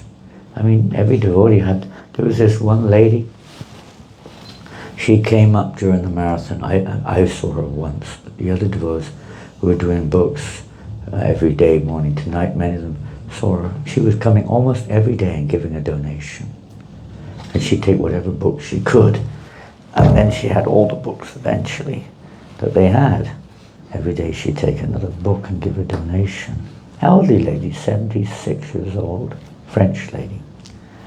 And she said, I don't know, but you know, I just find you people so nice. I can't relate to people in general. She said, it's just so difficult. But when I meet you people, you're just so kind and friendly to me. She was speaking like this. I just like you people. And I love to hear, I just like what you're talking about. So she was, of course, an exception to the rule, you could say, but it was the principles of saying that, you know, you're attracting people by your behavior. Religious principles, Lord Chaitanya Mahaprabhu said, are established by the behavior of a devotee. They're not established by force or by some interpretation. It's the behavior of a devotee which really establishes religious principles. Not so much what they say or even what they do, but by their actual behavior. So she could see the devotees were very sincere. And she wanted, and then I had most days I kind of set up some makeshift book table and chanted at the same time, most days. So she came one day to the book table. She didn't speak English. I didn't really know what she was saying much. I could only understand a bit. But one devotee was with me who spoke French, a French devotee nearby. So he came over, talked to the lady a little bit, and she said that she wants the Srimad Bhagavatam set. Do we have it? No, we don't. We didn't have it with us, so didn't really know. But she said, okay, I'll give a donation anyway. You know, she took no book, she gave another donation. And then a few days later, she came by again. It so happened that one devotee had taken the set down, because the principle of Sankirtan is you only sell books if you have them. It is hard to sell if you don't have them. But we did sell 200 sets of Bhagavatams last year, even though we didn't have one set. We sold 200 in advance. They had to wait 18 months almost to get them. Only one person withdrew their money for the pre-buying the set. So 99% worked. So we sold 200 sets the year before last. They only arrived in October last year. But the year before, during the earlier part or whatever of the year, we sold 200 sets. So we've been delivering most of those in the last few months. And yeah, but generally you have to have books. You don't go on the street and somebody comes up to you, we'd like to take a book, and you don't have a book at all. Or they say, can I have a book? You don't have one. It's a bit of a shame. But we carry books. So the first principle is you need to have books. So then they started taking Bhagavatam out. She came back again. As soon as she heard that we had the Bhagavatam, she wanted it straight away. And she said, how are we going to do that? She's an old lady. I live just there, in that window up there. So it was just 100 meters from where the devotees were that day.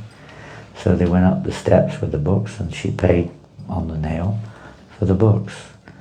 So she was completely ready. So being prepared relatively, how to encourage different people at different stages to move forward towards Krishna consciousness.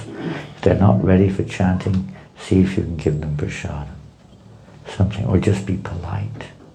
Just don't get upset, don't get angry. They may swear, they may curse, or they do what they like. but try not to react like that. It will not help them, and it will not help us either. And it will not please Krishna. They're unfortunate not being, let's say, yet Bhakti and Mukha Sukriti is not yet developed in their hearts. But by coming in contact, I'll give another story. This is quite a far out one from Moscow. Once upon a time, many years, this is a true story. It's not just a metaphorical example, it's true also. There was one man, he was a businessman in Moscow, who would come out during his lunchtime to maybe take something in the cafe or something. And every day the Harinam party was close to his office, and he was really antagonistic towards the devotees. He would swear at them, basically. Get out of here, you know. Who the hell he'd just go on, you know. And this was going on like this. Two nice examples I can give. This is one. So then one day he was driving his car somewhere in Moscow area, and he had a serious car accident. He went into a coma, almost dead. They took him to the hospital. He wasn't sure if he would live or not, this man. But whilst he was in that coma, he saw the Yamadutas. And they were very fierce vision which he had. And he found himself in the court of Yamaraj, being tried. And Yamaraj asked Chitragupta, so what is his record? And he was a meat eater, a drinker, a smoker, a gambler, a liar, you name it. Most, I'm afraid to say, but most people in positions in the world today fit that category. And he was in that position. So they said this terrible report, the weather report is dreadful. Terrible report.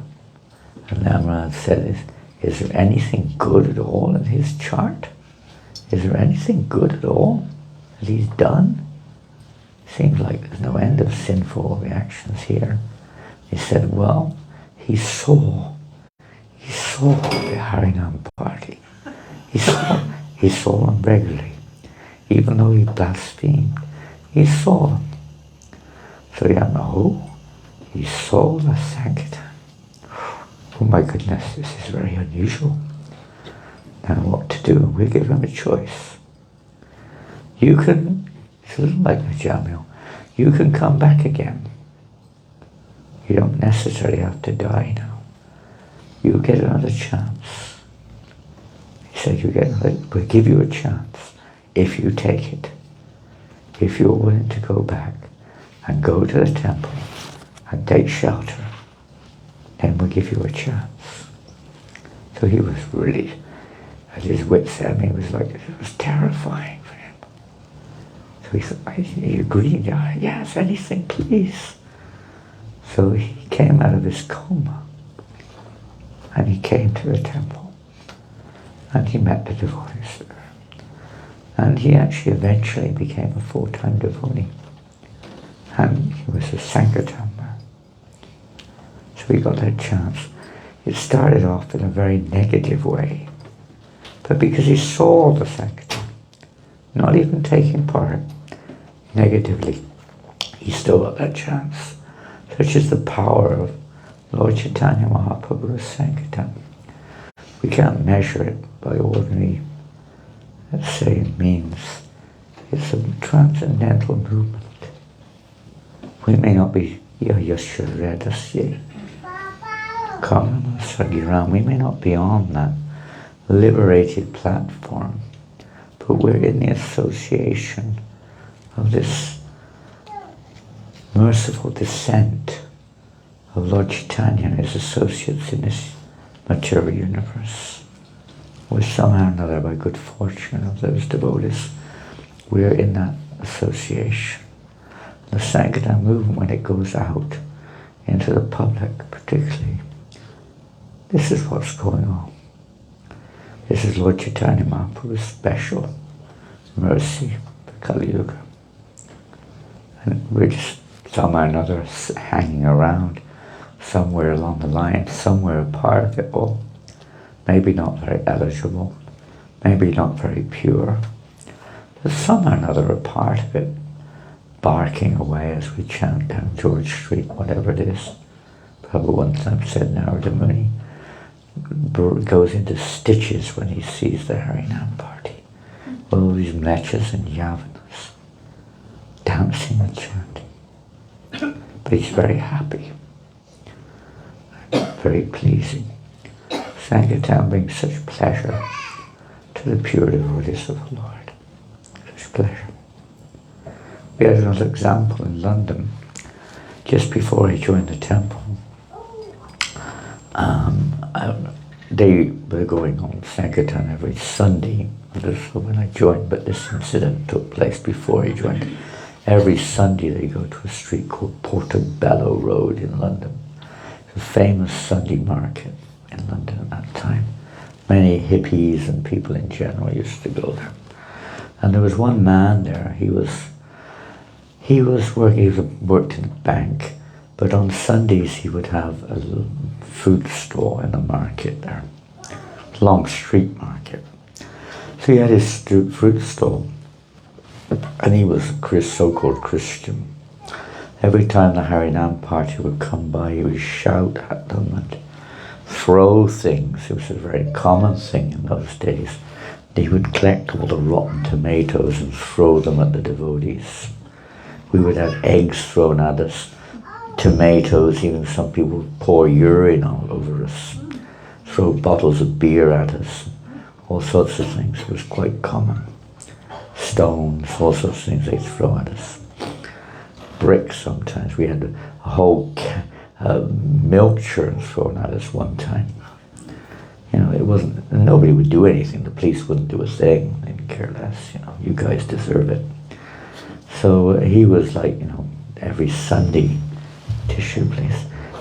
Like this was like his Sunday ritual. The devotees would come by, much choice, there was like one street. And he would rant and rave and throw things at the devotees. And the devotees would move on. It was part of life in those days. And one week his wife was there. And his wife was also a Christian, so-called Christian. But when she saw her husband suddenly behaving like this, she was much more soft-hearted. She said, "What are you doing? I don't care who they are. You can't behave like this. This is not how we should behave. We're Christian. You're supposed to love your neighbor. You know, you stop doing this, will you?" He said, "They're worshipping the devil. They're demons. We should be beaten out of here." He was kind of quite... He said, "No, I don't care who they are." And he was a little henpecked. He was kind of, his wife was quite influential. So she went, "Don't do this. You have to apologize to them. You can't behave with human beings like this. This is not becoming of us." She was quite determined to make sure he didn't do this anymore. And she convinced him, in fact. Convinced him. And okay, but you'll see what people they are. What rascal demons these people are. You want me to talk to them? You'll see what happens then. She actually dragged him to the temple. She got the address. Dragged him to the temple. And he was really, you know, he's trying to drag your dog somewhere, you know, this.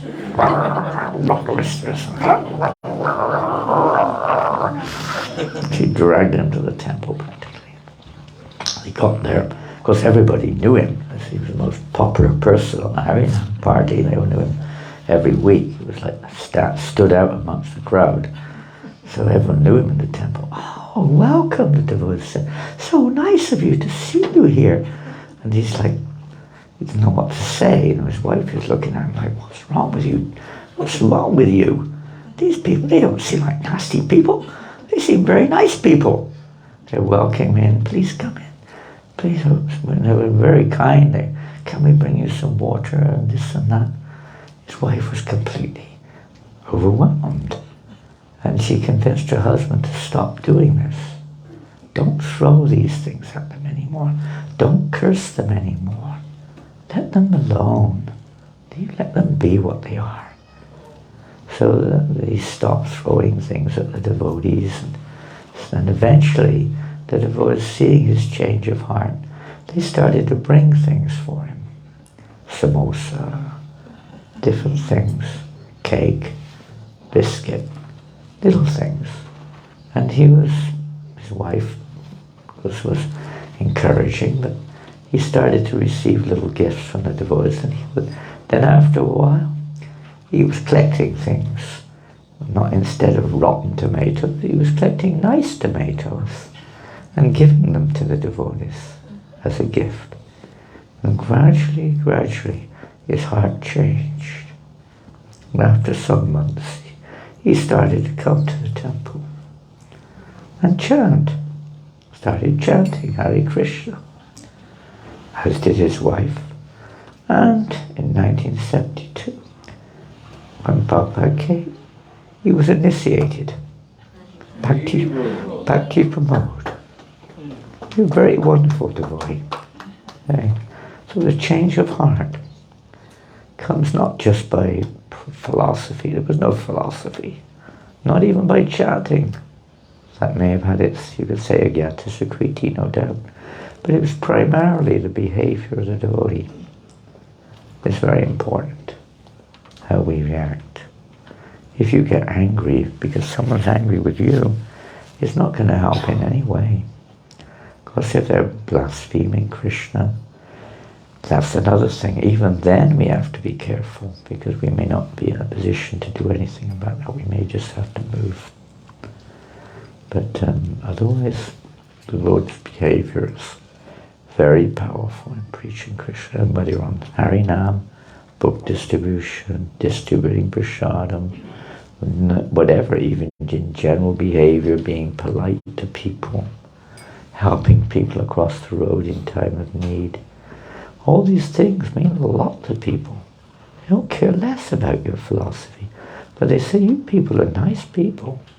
I like those Hare Krishnas. I don't believe in their philosophy. I don't care what they're doing. But they're nice people. That's a major progress for that conditioned soul. So they think favorably of Krishna consciousness. So bear that in mind. How we behave in our dealings, etc. And not just philosophy. It's funny, you may have heard it before, but I think the first preaching program I ever went on, I had this is echoing, can someone do something about it? Huh? Can we adjust the sound somehow? Huh?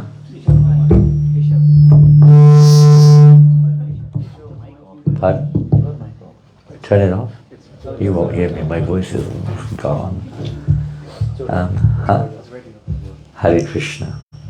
So, okay, that's better. So it's the first program I went on as a young devotee. This is like 1970, early 72.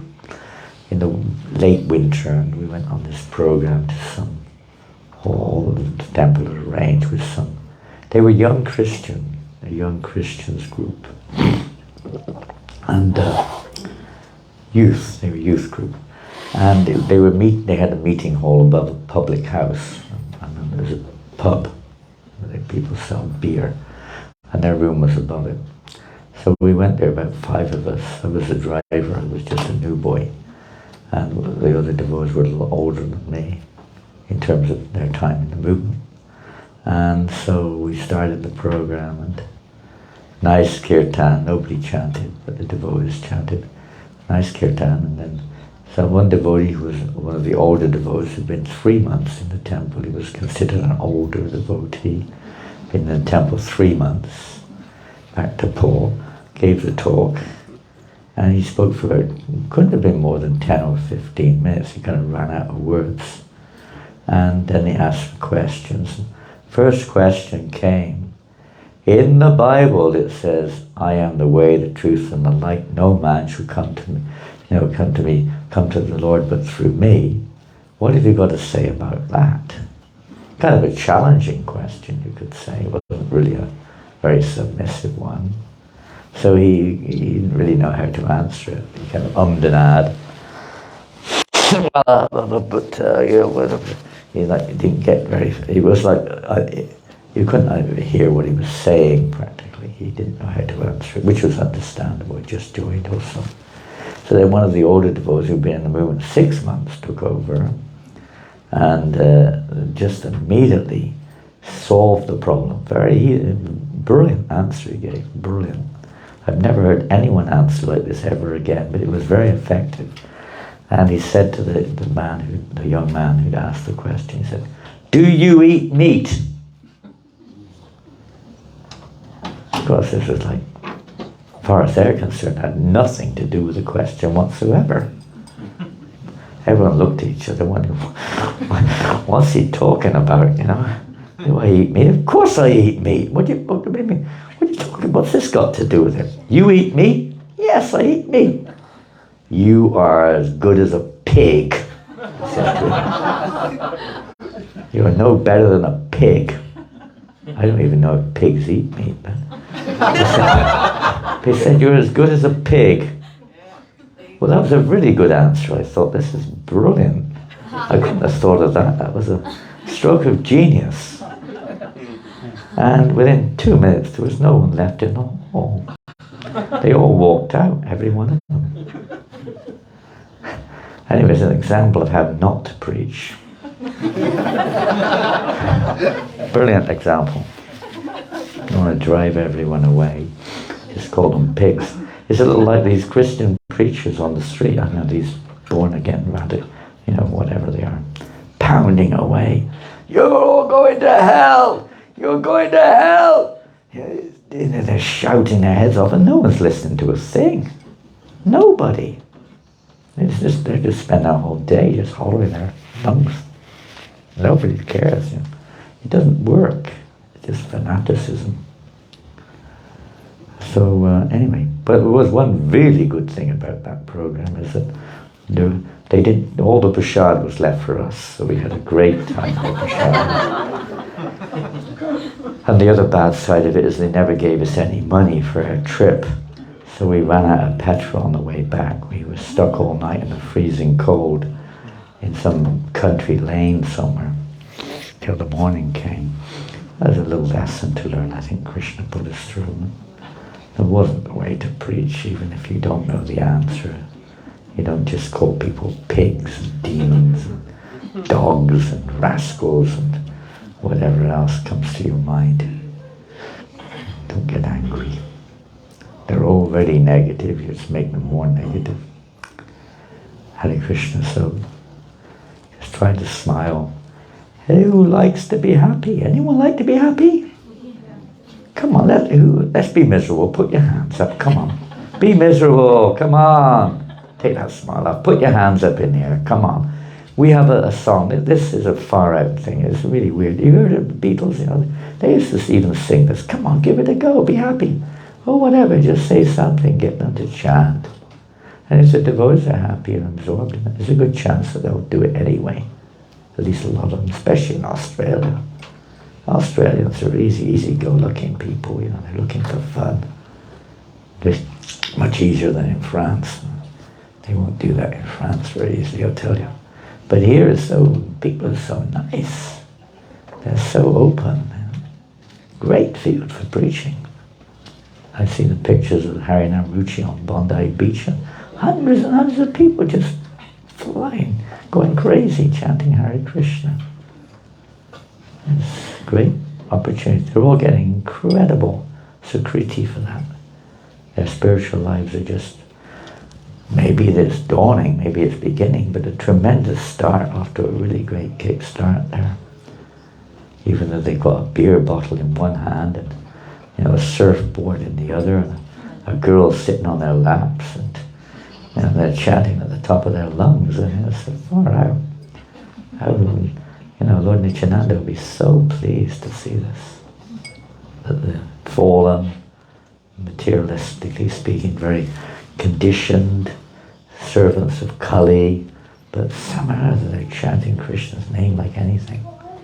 So fortunate the Sankirtan. So There's no loss, by the way, even if no one chants. Something is beneficial there. They get to hear the sound of the name. They get to hear it. So that benefit is there too. The more pure we are, the more sincere we are, the more this transaction will bear fruit. Even if no one appears to be. Prabhupada said even if nobody comes, we'll chant to the four walls. The four walls were here. That we're not here to attract a crowd. We're here to please Krishna. We chant to the moon. We're not here to get response or respect necessarily, but we'd like to. But we're just here to serve Lord Chaitanya. So just carry on. Try to be sincere. Try to see by your own situation and by your own open to change how we can encourage people to take Krishna consciousness some way or another, whatever way they can. This is Lord Chaitanya's Sankirtan, to drown everybody somehow or another in the waves of the Sankirtan movement. Hare Krishna. Anything else? Anything else?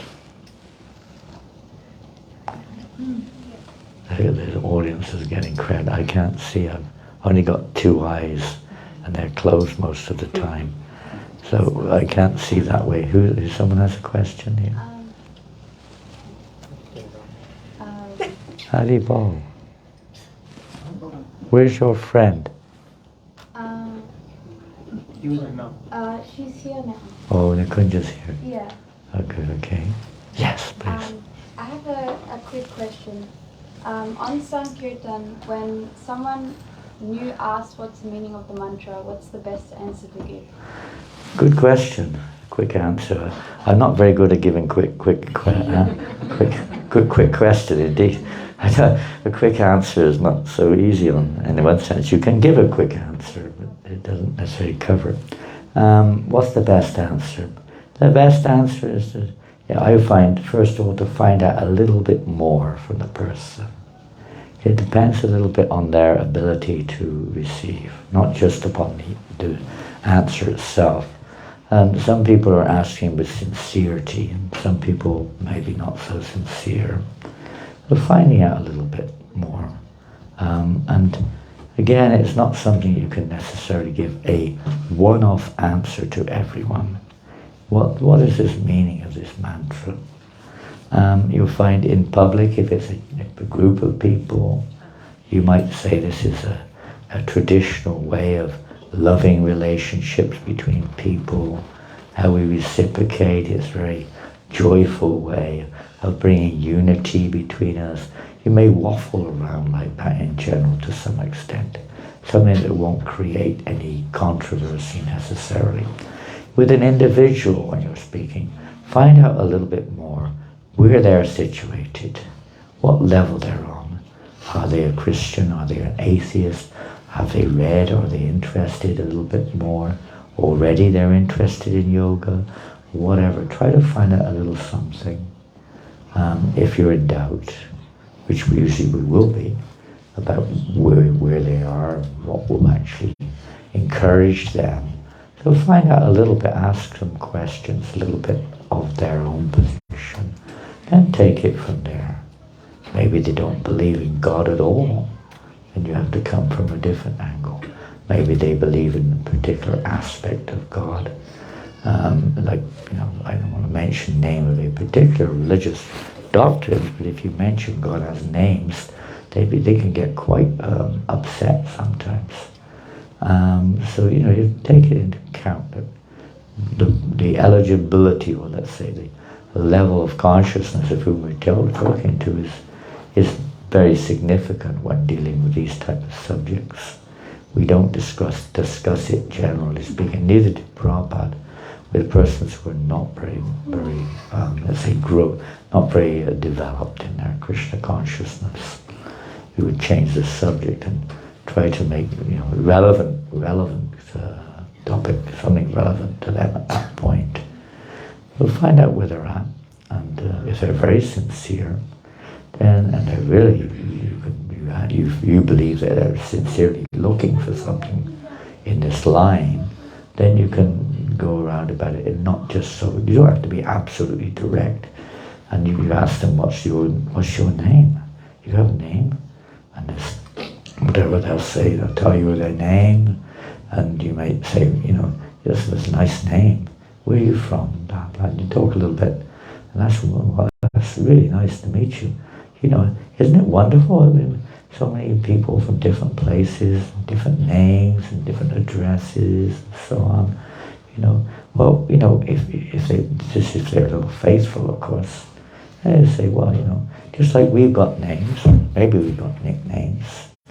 Maybe somebody calls us by a nickname, or some other shortened name, or something which describes our character, our history, our whatever, our looks, or whatever it may be. We address each other in different ways. We're a very nice person, beautiful, tall, whatever we are described as.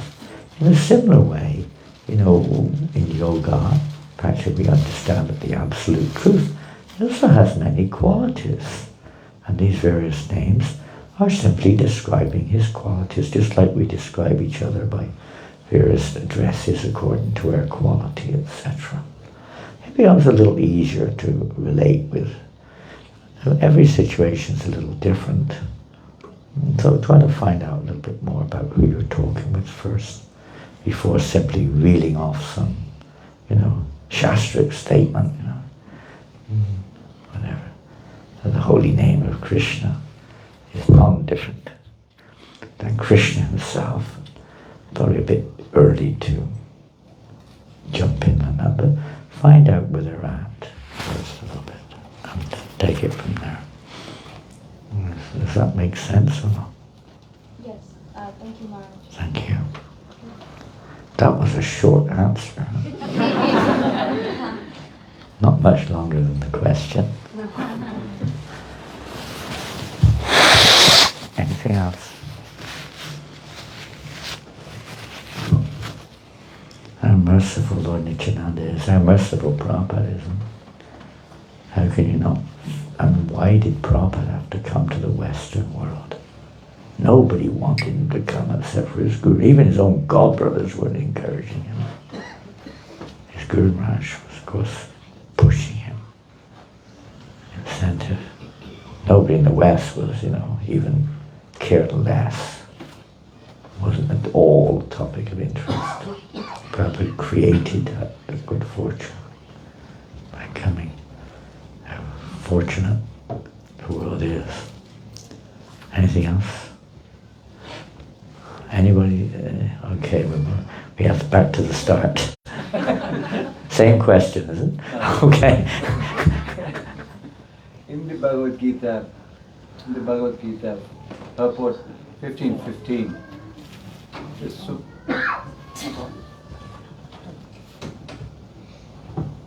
15:15? Yeah, Bhagavad Gita 15:15. Yeah.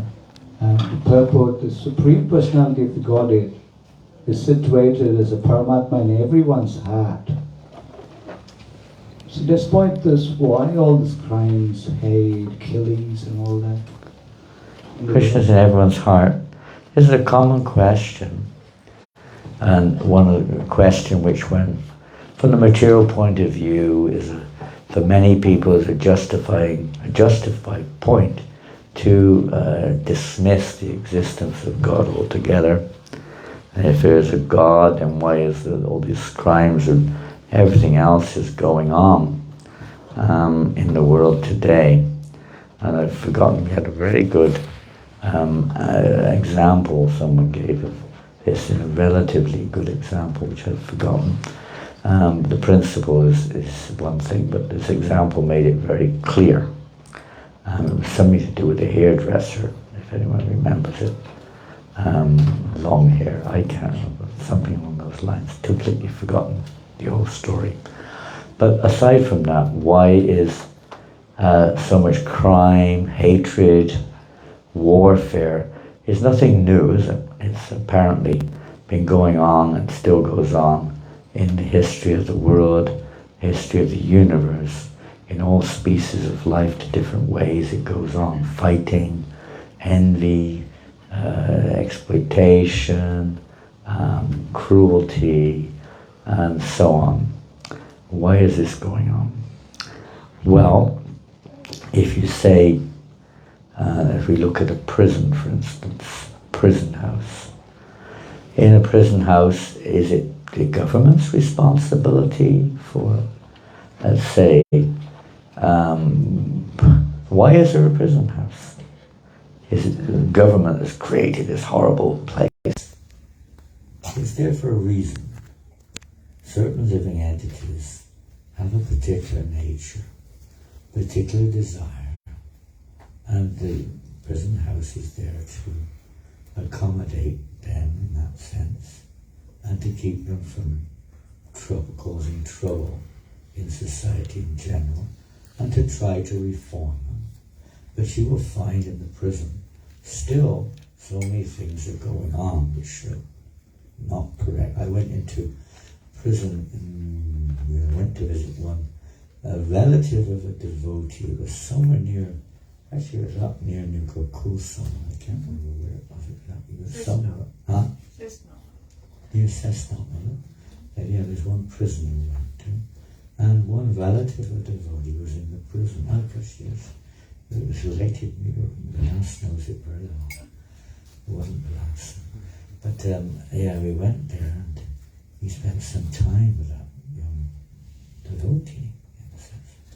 Had some, misfortunes in various ways, but still devotee. Very happy to see us. And I was inquiring because, you expect in the prison that there will be not, that there will be some sentiments, there will be control. So it's very difficult. One of the difficulties is here. It's so easy to get drugs here. Easier than outside. You wouldn't expect that, but it's... Krishna could say, why is he providing that? You desire it. Krishna is reciprocating, but without an understanding of the nature of the self, this is a very perplexing subject. One time, I was in one program in France, and one person there made an interesting statement. They said, the Pope had visited Mexico, I think it was, and some young people approached the Pope and said, why is there so much suffering in the world? And it said, the Pope said, yes, we do not know. Something like that. This is not the work of God. I had the same experience in Christchurch after the earthquake when we were there. Many leaders were saying this is not the work of God, and so on and so forth. There's some other powerful force which is overriding.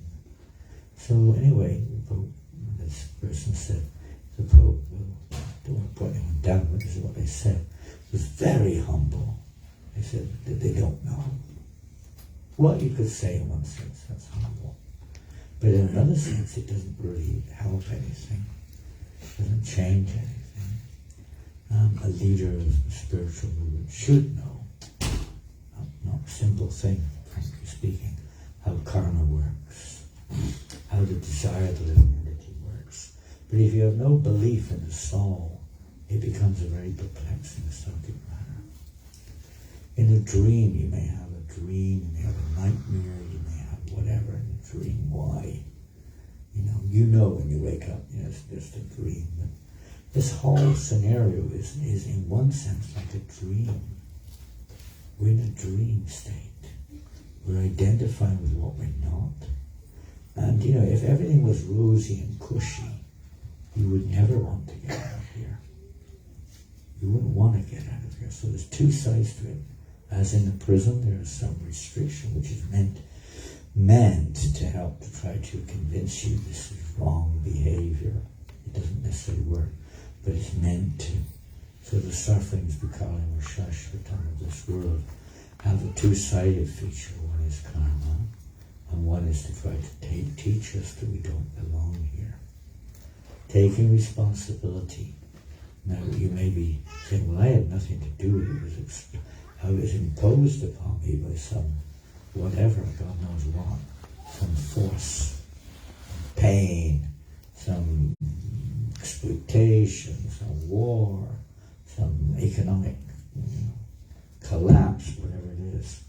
That one has nothing to do with me. I'm just, I'm a good guy, I'm doing my bit. And then this happens, why? So two sides there. We are getting what we deserve, by the way. Don't think we're not. That doesn't justify, irresponsibility or, not. People don't want to follow the rules of Scripture. So if we don't want to follow the rules of Scripture, we make up our own rules, and consequently we become implicated in the laws of karma. They don't want to follow Shastra. But if we follow the Shastric injunction, materially speaking, this can also be rectified. But we don't want to follow that, generally speaking. That's why we're here in the prison of the material world. This is a tiny portion of God's energy. It's only a small part for independent from living entities who want to try to enjoy separately from the Lord. So just like if one of your children, normal situations that is, misbehaves, you'll formulate some kind of corrective response to help the child to behave in a way which is beneficial, not to continue to behave in a way which is will result ultimately in the suffering of the child. At least that's the idea. But religion is like that. It's a guidebook to try to help us to behave in a beneficial way. If we don't listen, then the child may get some correction in a different way. Whatever way, it will be different according to the time and circumstance. Nowadays it may be different than what it was 50 years ago or 100 years ago. But some kind of corrective measures will be taken if we don't listen. And people don't want to listen, that's your choice. Then another corrective measure, so material energy working in the Krishna's direction, arranges another method of both rectifying, trying to rectify the living entity and at the same time inflicting karmic reactions because of our behavior, our irresponsible, otherwise behavior. The living entity gets karma, individual and collective. It's a very, of course, complex subject matter. You can't analyze the details, but the principle is like that. But the main point is to learn lessons. For this place is a place of suffering, you could say, material world. And we should endeavor to wake up. Many people do, by the way. Many of these events have caused people to think in a different direction.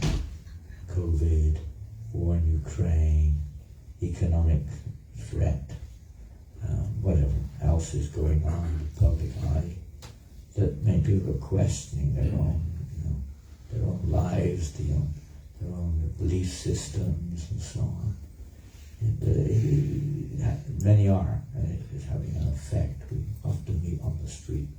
People are wondering what's going to happen. This is terrible. What's it all going to? Often it's an impetus to speak about the spiritual aspect. But without this understanding of I'm not this body, it all remains complex. It remains a bit of a difficulty to rationalize, understand why this is allowed, why God is allowing this to go on, why my father or mother is chastising me, why is this going on, why are they doing this? I hate them. I don't want to see them again. Sometimes kids say that. The parents should be acting for the welfare of the child, not to punish the child simply for the sake of it, but to help to to bring the child to proper behavior, educate. So as part of the educate, if we don't listen, then there's another system of trying to deal with it. And one is just plain karma, and the other is to try to, as I said, that man in Moscow who became a devotee, but it's a bit of a wake-up call sometimes. A bit of a wake-up call. Many people people are experiencing that wake-up call aspect. And therefore it's beneficial.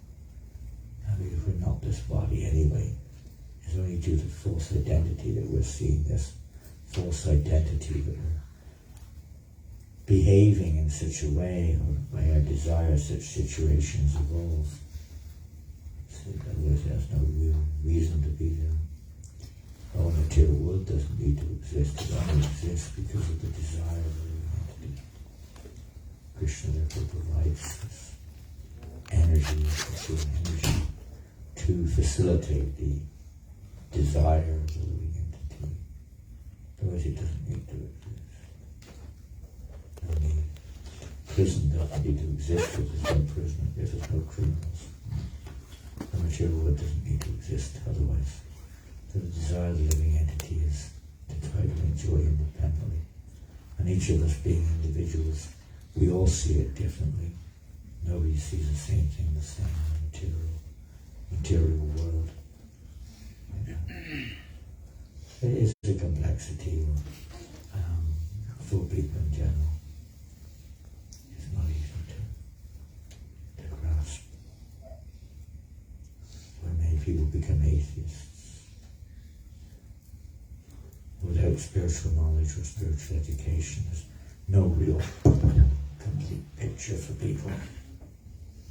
And to do what to do, you have to try to be compassionate. People are suffering. Be compassionate. We have prasad distribution, other programs which at least have some relatively they can relate to us is a good thing. Only Krishna consciousness can make the change to this cycle of happiness and distress. Bring this chain to an end. Otherwise it's just one thing after another. Especially in Kali Yuga, one war after another. People are still killing animals, doing all kinds of things. This is a reaction for it. Things have been brought on to create a in the 9th canto of Prabhupada, Krishna allows the demons to even create all kinds of horrendous weapons, so that they will, eventually, what they're doing already, they'll fight with each other, and diminish their own position, and kill each other in many cases. And this will all make it easier for people to practice Krishna consciousness. Sounds a bit, just saying, callous or sectarian, but it's a fact. We have to give people the choice. If they don't want it, what can we do? That's where the free will comes in. Free will. You don't blame the judge if you perform a sinful activity. You don't blame the judge for inflicting a jail sentence or whatever. He's just reciprocating for their behavior, for their intent. Anyway,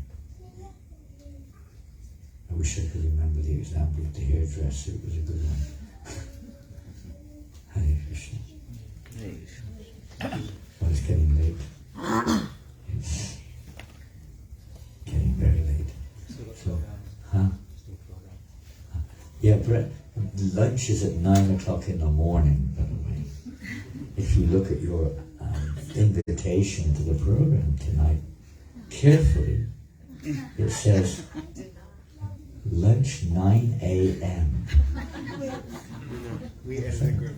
Huh? We edited it. We changed it. We corrected it. You can't change what's already there.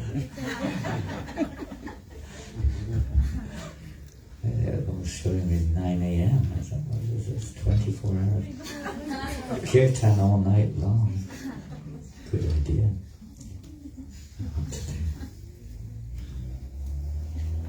So, Kirtan? Yeah. You want to sing? I don't know who sings here besides you. Anyone else here? I mean, everyone sings, but not everyone sings the same way. Who normally leads the kirtan? I know which boys are here. Pardon? I know which boys are here. Who's here? Harinamananda, who else is here? Prabhav is here. Come on, Prabhav. Lead us in kirtan. Astounding, roaring kirtan. Nice and solid and smooth. Prabhav is famous, world over for Harinam Sankirtan. Go back to Godhead chanting Hare Krishna. Are you up to it? Yeah? And he's very humble and shy. Vishnu Janta was here? Yes. Oh, nice to see you. Who else is here? Harinamananda, where is he? Hiding, as usual. Harinamananda, where are you? Who else is with your party? Anyone else came? Oh, good to see you. There you go. Okay, guys. Prabhav, take it away. Stand up. Where are you? Where's he gone? Oh, there you are. Here's the mic. Take it.